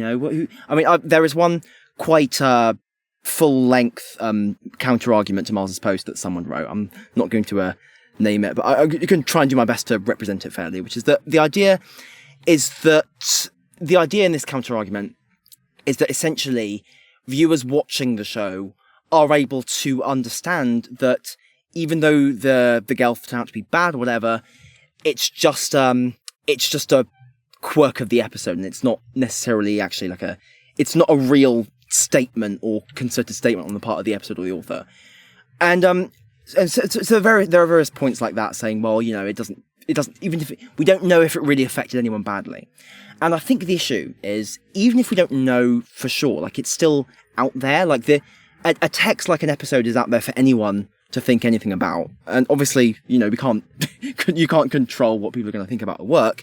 But if you've put the ingredients there, then you're encouraging certain things. And if it's possible, then we need to think about it, isn't it? Even if we don't have written testimony from someone saying that this episode made me racist, it's still something that's there, and it's just going to be floating there. There's no point leaving it alone. And I think that idea that it's fundamentally a quirk of the episode and just sort of how the logic of Doctor Who stories bears out in this story isn't causally untrue. I think that it probably came about in the episode because that's sort of how Doctor Who stories work. But I don't think that's... I think that's indicative of a deeper conservativeness in the storytelling. And B, it really is a dreadfully coherent anti-immigrant narrative. Miles makes a lot of deeper points than just that, the refugees turn out to be bad guys. I think the framing of the Doctor and Rose's argument ending with it is implicitly Rose being right. I think that's a fair read on that section. I think you can hold together a really coherent anti-immigrant argument, which means people are going to have thought that. It's to an audience that, as RTD boasts, is so ridiculously large, even 3 episodes in, somebody is going to interpret the ingredients, like you say, in the episode in a way that they can be interpreted, and writers should be aware of that. Gig pulled out a bit from it. I want to pull out some other bits from the follow-up post he wrote, which was a couple of days later. So it was before Aliens of London aired, still just a couple of days after The Unquiet Dead. This one's quite long, so I'm not reading all of it. I'll just read some bits from it. But it opens with, "This world terrifies me. I have to make this personal because that's the only way of getting through it. It's hard to believe now that there was a time when I felt optimistic, a time when a lot of us felt optimistic. 10 years ago, everything seemed to be going in the right direction. Britain seemed to be heading for one of those chip shop renaissances I was talking about in the last Inter-rant. The counterculture was on the way up. The neo-Nazi subculture, which did so well in the early 1990s, was on the way down. The venal disease-riddled government was on the way out. The internet was shiny and new and made us temporarily believe that the coming era of freedom of information would lead to great things, as well as free porn and places for physics students to hang out. People were more aware, more alert, more tolerant, and more culture literate than at any time in our prior history. Even postmodernism looked interesting instead of obvious. We thought we were finally in for something good. Didn't quite happen that way, did it?" Gen X annoys me a lot. Sometimes. Yeah. Anyway, scrolling down a bit, he talks more about generational malaise and stuff like that. He talks about how now we're meaner, pettier, more bigoted, more complacent, more immoral, but we're safe. All around us, the sense of evil in the world is sharper and darker than at any point in living memory, yet we don't have to think about that. Even to have a strong opinion is seen as in some way unsafe, certainly unfashionable, certainly unwanted. It terrifies me. I'm naturally a terrified person. In this past week, I've been called, not for the first time, an... How do I pronounce this right, Gig? Enfant terrible. you have to roll your R. Just the enfant and terrible. Yeah. But I'm 33 years old and I'm scared to turn on the television. And he says he suspects that term for him in this sense just means he has a big mouth. If you want to know how I see the world, then sod it. There's no other way of getting this across. Imagine one of those sci-fi dramas where the monsters have set up a psychic illusion that makes everybody see a paradise and all the people walk around grinning their stupid faces off, but one character isn't affected and perceives everything as being rotting flesh and disembodied brains. That's the world. Unremitting horror disguised. The earth is vicious and untrustworthy under a thin veneer of computer graphics and cheap DVDs. So yes, I'm scared and I'm paranoid and I don't feel as if there's anybody I can talk to about it anymore.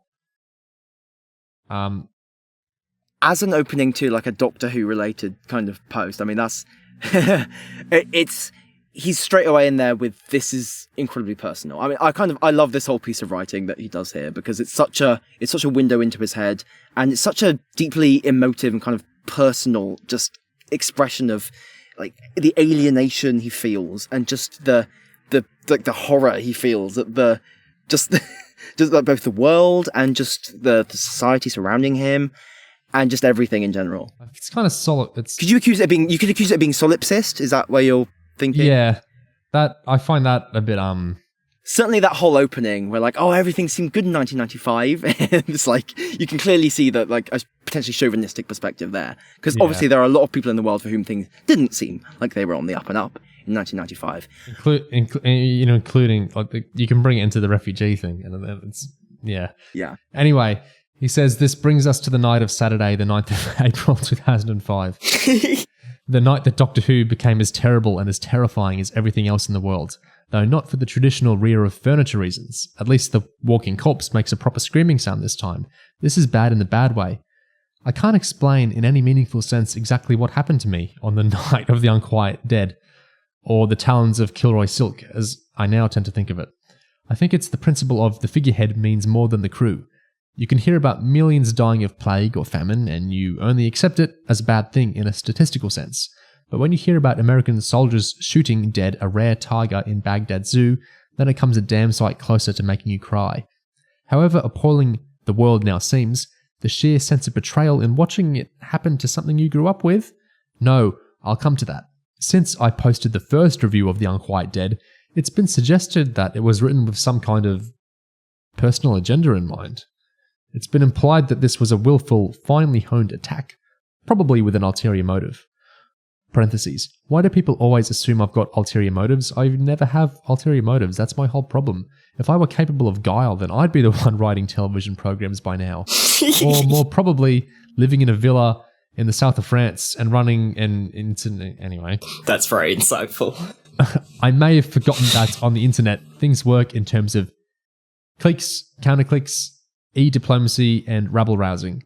I may have forgotten that sheer rage, other than, all caps, the thing which I believe is called shouting by users of news groups, doesn't necessarily carry well. There's no smiley for hurting. Nonetheless, then he reposts his initial blog post that we've talked about. And then he says, so this is what happens next. I post the review on the internet within an hour of the program finishing. Within another hour, I've been told that I might want to reconsider the threats against Mark Gatiss before letting it be known that it's there. Within an hour of that, I'm starting to pick up feedback, and the anger is being replaced by paranoia, the lurching, sick-making sense that the world is getting smaller again, or that it's only me who can feel what's happening, or that I can't tell the difference between friends and enemies, or that I'm fighting something I can't see, or that I'm fighting something that doesn't even exist. I start to swing between being indignant. No, this man has written the most divisive thing on television since the days of Love Thy Neighbour, and I will stand firm. And fear. I have no idea how the internet really works. I have no idea how much I'm supposed to have said out loud. I believe everything I said, but I don't have the strength to stand by it. I get drunk. I take the review offline. I go to bed with half of my personality telling me that I'm a sodding coward, and that this is one of the few times in my life when I've really meant something, and it really had to be said. The other half is hoping that hardly anybody saw it before I got rid of it. The next day, I put it back online. with the swearing taken out. I try to watch the repeat of The Unquiet Dead on BBC Three, but it hurts. I can't go through with this. I didn't realise it until after I'd written the diatribe, but I think I know why I reacted so badly. This is... God, he's phrasing here. For the Faction Paradox fans. This is, without exception, the first time that Doctor Who has ever been the enemy. There are certain things in the old series which seem briefly objectionable, as you'd expect in something that ran for over 2 decades. The odd hint of non-ironic British imperialism, the occasional touch of misogyny, the vague hint that the death penalty is some kind of natural justice, the self-indulgence of the Sunmakers. But this is the first time that an entire storyline has been positively opposed to anything that I'd recognise as good, the first time, at least on TV, that Doctor Who has been vicious, brutal and nasty, and as far as I can gather, those responsible just think it's funny. Sidebar, this is the solipsism that I'm talking about. Like, I really disagree with what he's... I think this is a very insular, idealised vision of classic Who he's delivering here. I think it undercuts a lot of the otherwise, stronger points he's making. See, the thing is, he references Talons earlier when he made a quip about thinking of it being like Talons, but like in this whole passage, he just goes through like really minimizing the issues with classic Who. I think maybe it's a product of the time thing. Like even people who were willing to call out Doctor Who for its racism weren't necessarily thinking of specific classic Who stories with that closer lens, I guess. So to be able to just like brush it off, like an occasional hint of imperialism, just a hint. Yeah, like now that seems absolutely hilarious to us. Touch of misogyny. I understand he's feeling like scared and, reasonably, I think. Absolutely. I understand his emotions here, but I think he's undercutting the points which kind of stood stronger when he left him alone in his first post, because it's so clearly framing everything now in terms of his own personal relationship to Doctor Who, where he was younger when he watched classic Who and it was all good, and now he's older and he's not part of it because he can't schmooze with the rest of them, and therefore Mark Gatiss is writing it instead, and Mark Gatiss has made it evil. I think the refugee point, when he was being specific on the politics, actually was well argued, and I basically agree with it. But when he's like here, he's bringing it all to his own internal history of the show. I think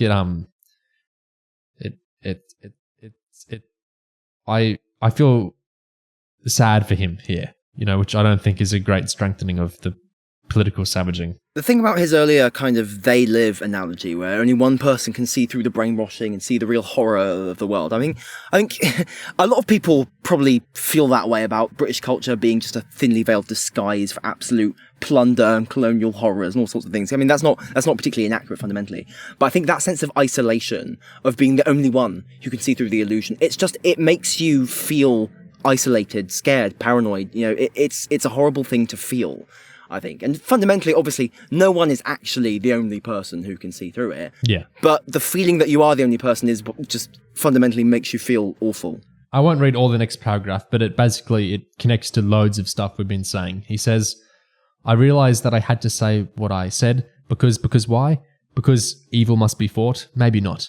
Because I know that even though I'm strictly minor league, I'm at least vaguely noticeable. And because what I've seen can't be allowed to stand unchallenged. Because the debate about The Unquiet Dead being unacceptable television has to start straight after its broadcast.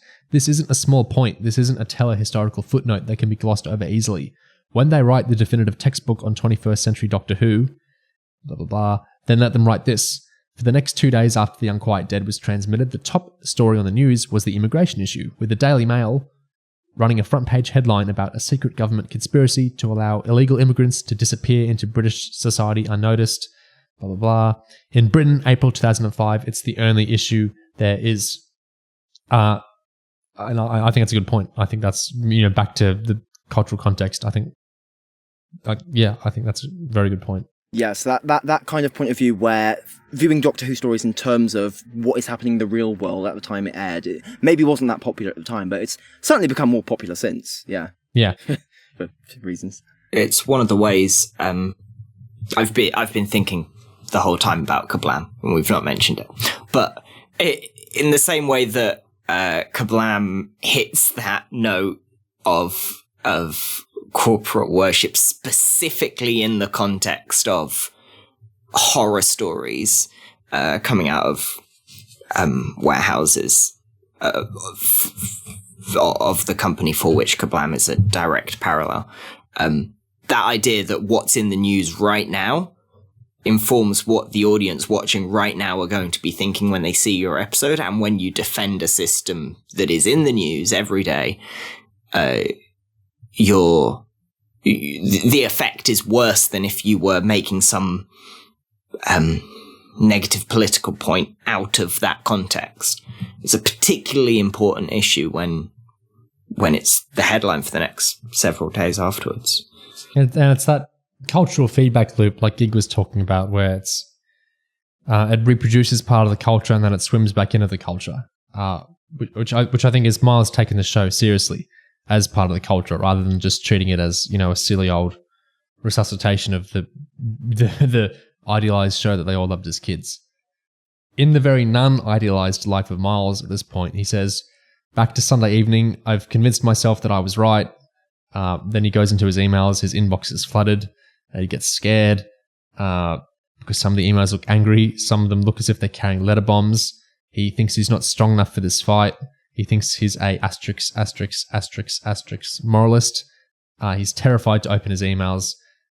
So he deletes all his, I'm paraphrasing now, he deletes all his emails without reading them. The next day he goes out to try and feel like he's not under siege and to look at the headlines. When he gets home, he has 3 phone calls from someone wanting to talk about the review. He considers calling back and explaining that no, he can't talk about it because the fuss about the review has become the threshold of the hostile, incomprehensible world that he's currently having so much trouble with, but he doesn't. He takes the phone off the hook and plans on leaving it that way for the rest of the week. And then, in his words, he says, "The fuss, as far as I can pick it up from the people he does speak to, seems to be based not on what he thought of the episode, but on what he said about Mark Gatiss. And this puzzles him for a while, since the review was written in a red haze and then trimmed while drunk. He doesn't remember the exact wording, so he goes back and he looks, and it still puzzles him. He's asked the theoretical web-surfing Gatiss what the hell he thinks he's doing, whether he thinks he can write this kind of thing without anyone objecting. And then he says, "It takes me a while to realize the problem.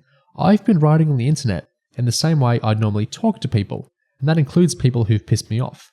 I'd have no problem saying this to Gatiss's face because it's true and he needs to be told. As a writer, although of less importance, I'd expect the same treatment. If an author screws up, then he's culpable. Culture isn't a game of knockdown ginger. You can't tell a story with a dangerous moral in front of 10 million people and then run away." He goes on to say 2 ironies strike him. 1, he wouldn't have any hesitation about telling Gatiss this to his face, but he's afraid to read emails from other people talking about it. Parentheses, because he's another writer and thus a non-civilian? I'm not sure. 2, if I wouldn't give him the chance to run away after writing something reckless, then how can I feel justified in running away from people who want to talk to me about what I wrote?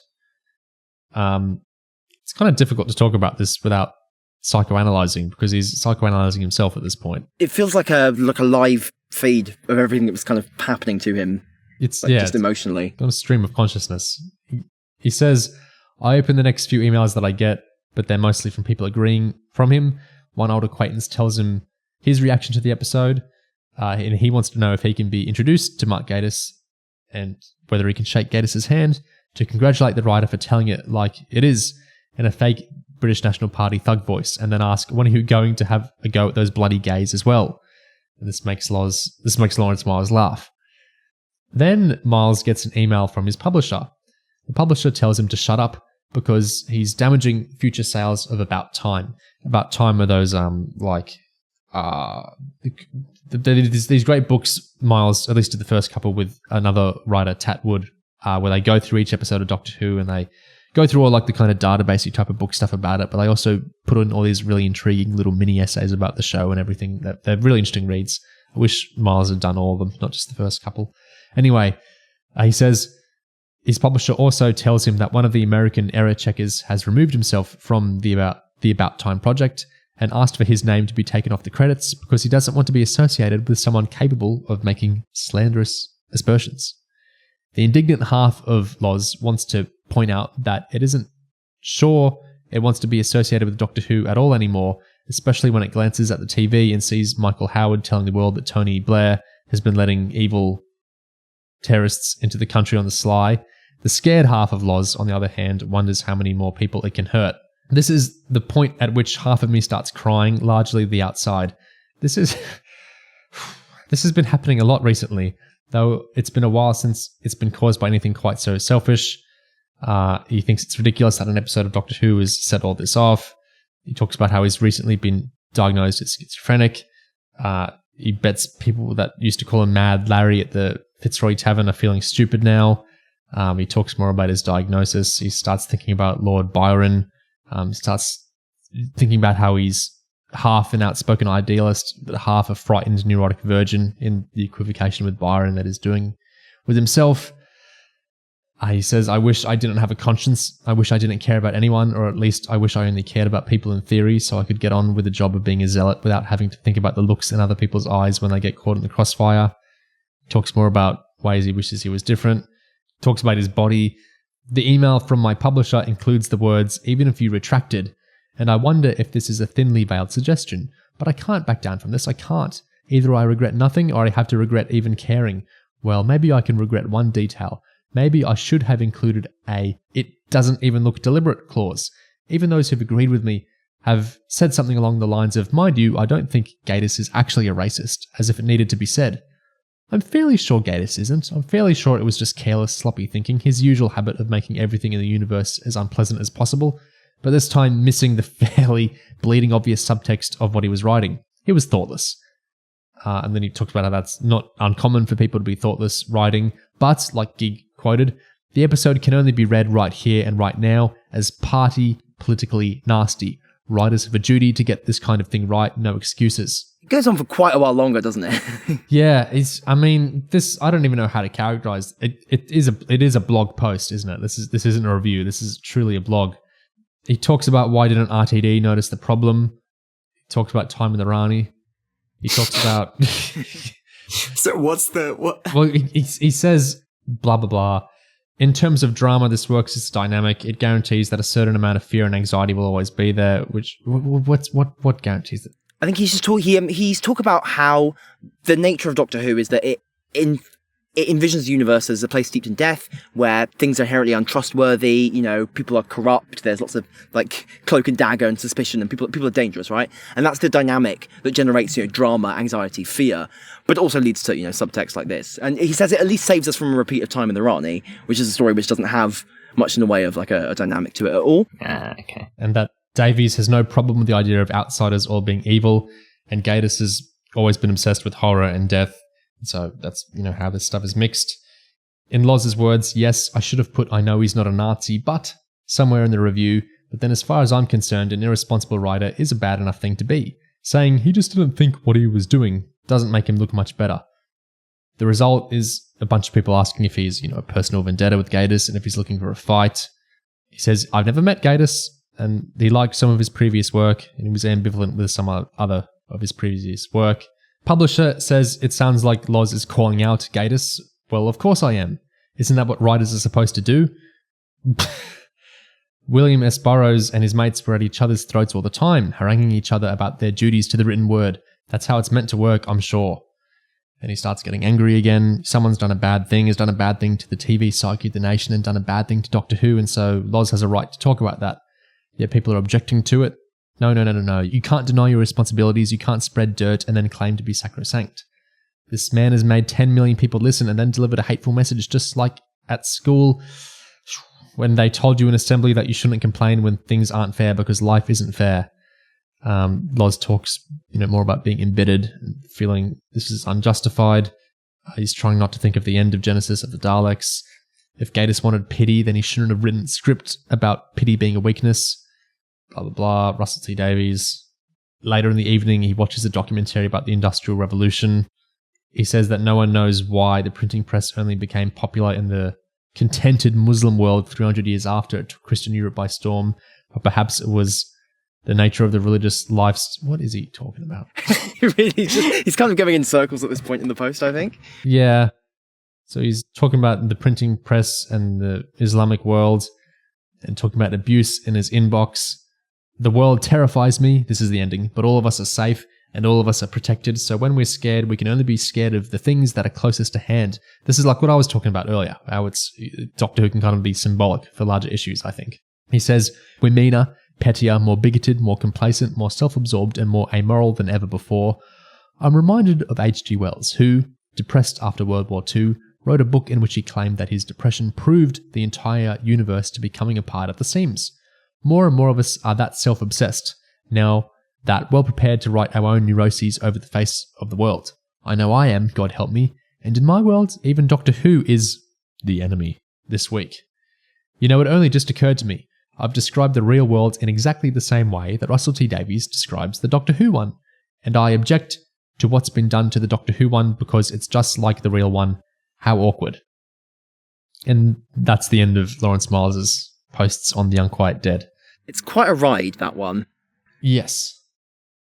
The first one is a really interesting review with lots to talk about and with a super interesting reaction. And this one is like I feel like psychic Gwyneth that's peered into someone's soul. Yeah, it's like half confession, half rant, half kind of self-pity, half rage, half criticism of like all kinds of things, and half like, just live tweeting things that are happening, going through his mind at any given time, just thoughts. This is what blogs were like back in the 2000s. It's the most writerly way to react to anything, I think. It's just a pure writerly moment to make a sort of stream of consciousness essay out of this. Yeah. Extended interlocking metaphors throughout. Mm-hmm. I found it quite, evocative. Yeah. That oppressive feeling, and especially that lots of people are mad at me, but I think I'm right. And I think the right thing to do is to stand by this thing. I can't help feel that I wouldn't have... I don't even think that his language in the original review is unjustified.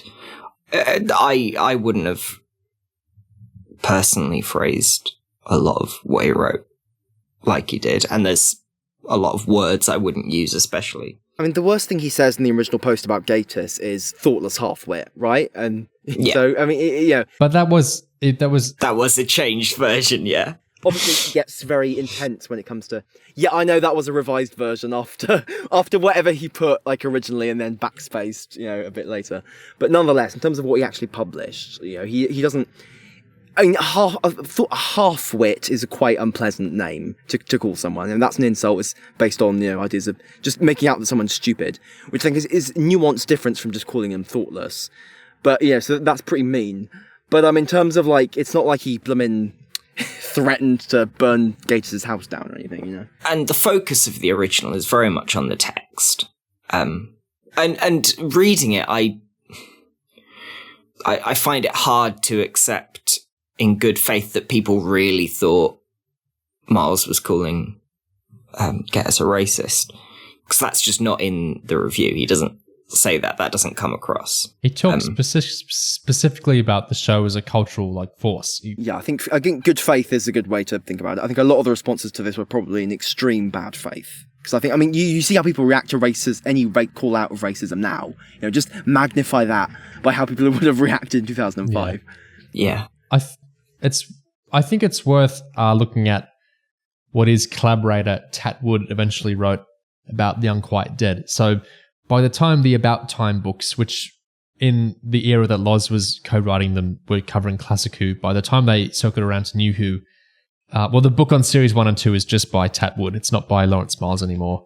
The book shifted when that happened. But Tat Wood mentions his former collaborator, Lawrence Miles, when he's covering the Unquiet Dead in his About Time book. And he says, "We have to mention this. Former About Time co-writer Lawrence Miles castigated this story for perpetuating, in fantasy form, the contentious claims that amongst genuine asylum seekers coming to Britain were sponges, parasites, and terrorists planning to abuse our hospitality. See, of course, the accompanying essay, which is a fairly long essay called Is the New Series More Xenophobic? They go on to say, in fact, fringe right-wing parties claim that all asylum seekers were parasites. This was being stated as fact in some of the less salubrious tabloids, and occasionally came up during the run-up to the 2005 election.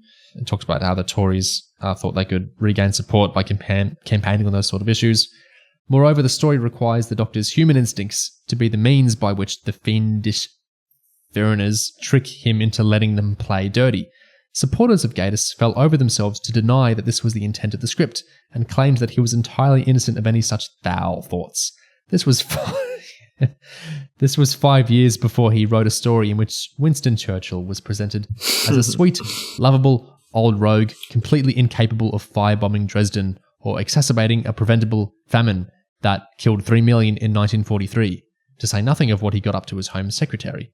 When you watch this, you can decide for yourself whether how ingenious Gatiss really is, and whether it was wise to spend the third story of an entirely new series subverting cliches of the old series when 80% of the viewers wouldn't have seen those episodes. Wood's pretty critical with New Who on the whole, so that last bit, he goes into a bunch of stuff about how he thinks Gatiss makes too many references to other stories. But I don't know, I'm kind of charmed by the bit of loyalty that Wood had for Loz there, and kind of validating, I think, what Loz said about Gatiss and the Unquiet Dead. Yeah, it's nice to have someone twist the knife into Gatiss just a little bit. Well, much like Dickens himself, I feel kind of depleted after those lengthy Lawrence Miles blog posts. Have you not had your faith in the universe and your boundaries just exploded open? Well, I do feel kind of affirmed by that. I think this type of writing has become much more normalized in the intervening years since 2005. Although generally not by actual writers of Doctor Who, whether the show or the expanded universe. In fact, I think people are even more reticent now because, the type of fan who wants to write for Doctor Who and is writing big blog posts like that, oftentimes they're enormously desperate to be able to write a big Finish short trip or whatever. This type of writing, I think, is more commonplace now. Not among Doctor Who writers or would-be Doctor Who writers, but I think you can see more castigation of Doctor Who writers and taking the show seriously as a cultural force, which I think is a good thing. And, sometimes invective might be overdone, but it's like Miles says, they're not innocent little Furbies, releasing these episodes into the world. Like, they're getting paid for this, and they're putting something in front of millions of people's eyes. That means something, and I think that is a kind of responsibility. What else is it? Well, with a view to kind of looking at the episode itself in light of everything we just talked about, because obviously you said you basically agree with the argument that Miles is making, you see his point and stuff, and how do you feel, because I know you really like this episode, you said it's one of your favourite historicals in New Who and such, and so do you feel like, I'm not sure how to put this, how do you feel overall about this episode as its legacy and just revisiting it, and just do you feel like it's affected at all by the issues around it, or do you feel it's not really a big deal? Of course, but I think I talk about or conceive of episodes in a different way than some people. What frustrates me most in discourse around Doctor Who episodes is when I think people get into these binary oppositions that we were talking about. It frustrates me hugely when certain people get castigated and then other people get forgiven, even though the issues between them are completely and utterly linked. I like to conceptualize all these episodes as holistically as I can. And so I'm not doing the godly judging of Gatiss on the scales, but I think you have to look at this as the totality of what it is, in which it's an enormously successful episode in loads of ways. And I think a lot of it's very well written, and I think a lot of it's beautifully realized, and I also think a lot of it is very racist and very, very ugly. I don't know, none of it cancels it out for me. This is where I kind of feel like Loz, in that, I feel like, is everyone else crazy besides me and, some other people I talk to, is I don't understand things can only be one thing kind of thing. Mark Gatiss writes some racist things. He also writes some very humanistic things. Of course he does. We're all complicated people. I don't even understand the other paradigm enough to really respond to it, because I don't understand the people that see it in those more binary ways enough to really respond to that, I think. The inability to find that nuance. Again, off topic, but I think Captain Jack Harkness is both groundbreaking and important queer representation that means a lot to me personally, and not amazing queer representation in lots of ways. Yeah. Things can be multiple things at once. Yeah, I kind of find the act of revisiting an old episode for, leisure or pleasure or whatever, it's often not necessarily the same thing as an active critique. I think when you just sit and watch it, what's going to affect, I mean, when I sit and watch something, what's going to affect me more is how well it's executed. Whereas, even if I have like enormous sort of concerns politically or subtextually about like what is happening on certain levels of the episode, I mean, it's not necessarily going to affect the amount of my willingness to revisit it or go back to it or take an interest in it. I mean, I don't have like a huge fondness for this like episode in particular or whatever, but like I was still easily able to point out and enjoy like bits of it that I think are really well done, and like bits that are a really interesting look into the earliest days of New Who, and just the way everything was still kind of just being put together at that time. The way that things that feel incredibly almost played out now were still kind of fresh back then, and still sort of relatively new and untried. Yeah. So it's really intriguing either way. I think also, how we took some issue with how Miles was conceiving of Classic Who as like this pure, uncorrupted, maybe not apolitical, but not evil. Yeah, fundamentally harmless, I think is how he characterized it, really. Fundamentally harmless vision of the show. I also feel that kind of thing where, too, that if we conceive of an episode like The Unquiet Dead as unsanctionable, I feel like that's kind of implicitly, it's framing pretty much every episode as pure then, isn't it? Which I don't agree with. I feel like a lot of the underpinning elements of the show, I mean, you can unpack in lots of ways, basically. And I think if it's, and you can take this to actors as well. If you want to just single out certain episodes or certain people as singularly evil, I think that actually does this reverse thing where it implies everything else is pure and good. Which I think is like actually a much more, that disturbs me quite a bit when we kind of implicitly say, well, this person was the only bad one, and because that positions everyone else as good, doesn't it? It says they haven't done anything wrong. If we're just saying this person's done something wrong, then we're forgiving people that should be questioned, I think. And so too, I think if we just single out an episode like The Unquiet Dead or Journey to the Center of TARDIS or something is like being the singular racist ones, I feel like there's a kind of implication there that all the other episodes have no problems and they're all like smiles and okay, which I don't like either, because then I feel like it's like we're doing like a 2 minutes hate where we channel everything wrong about the show into like these singular episodes of it, which I don't know if you guys agree that kind of happens, but I feel like there's this sense that we like to say, well, this is the racist one, but that implies all the others aren't racist ones. And I feel like then you're ignoring some of the underpinning aspects of the show. And some of the best bits of the show are when we look at those underpinning aspects and we try to rewrite them or reevaluate them. That's what a lot of us love about Series 9, is that it actually knuckles down and it says, what's the deal with the doctor-companion relationship? And what's the deal with the gender dynamic of it? And it actually tries to unpack and rewrite that. And it's, I think, one of the best things the show ever did. And so that's part of my issue with when we kind of organize like The Unquiet Dead is the racist episode or so-and-so is the racist episode, because I think then it implies everything else is squeaky clean. And then when we do that, we're not interrogating the kind of more underpinning aspects of the show, not the underpinning aspects of singular episodes, but the underpinning aspects of the show in general, which I think are where the more fruitful ground to change things or address things is, rather than singular aspects of the show like the refugee equivocation in this episode. Does that make sense? Yes, I think because the show is delivered to us in units of this is an episode and this is its writer, I think people are terribly good at singling out a specific episode to go all in on. But when it comes to actually looking at the underlying context, the larger premises, the subtext of the wider show, the building blocks of the show, the underlying like fundamental core aspect of it, people aren't quite as adept at like confronting those or thinking about those critically. Because in a way, it's that kind of, which is the way things are.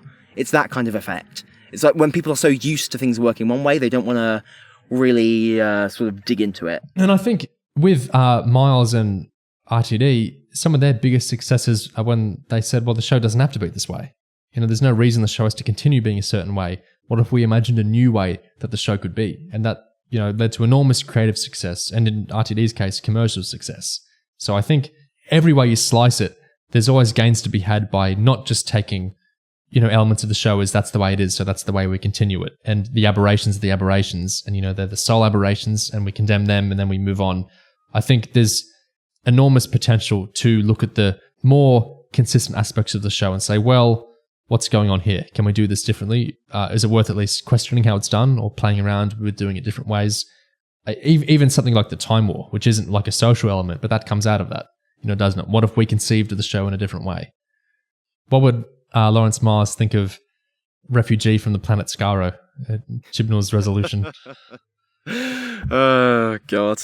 Next, we time travel back 2 years. Yeah. Oh, yes. Yeah, we will. Yeah, I think that they pair quite well, don't they? They do, for sure.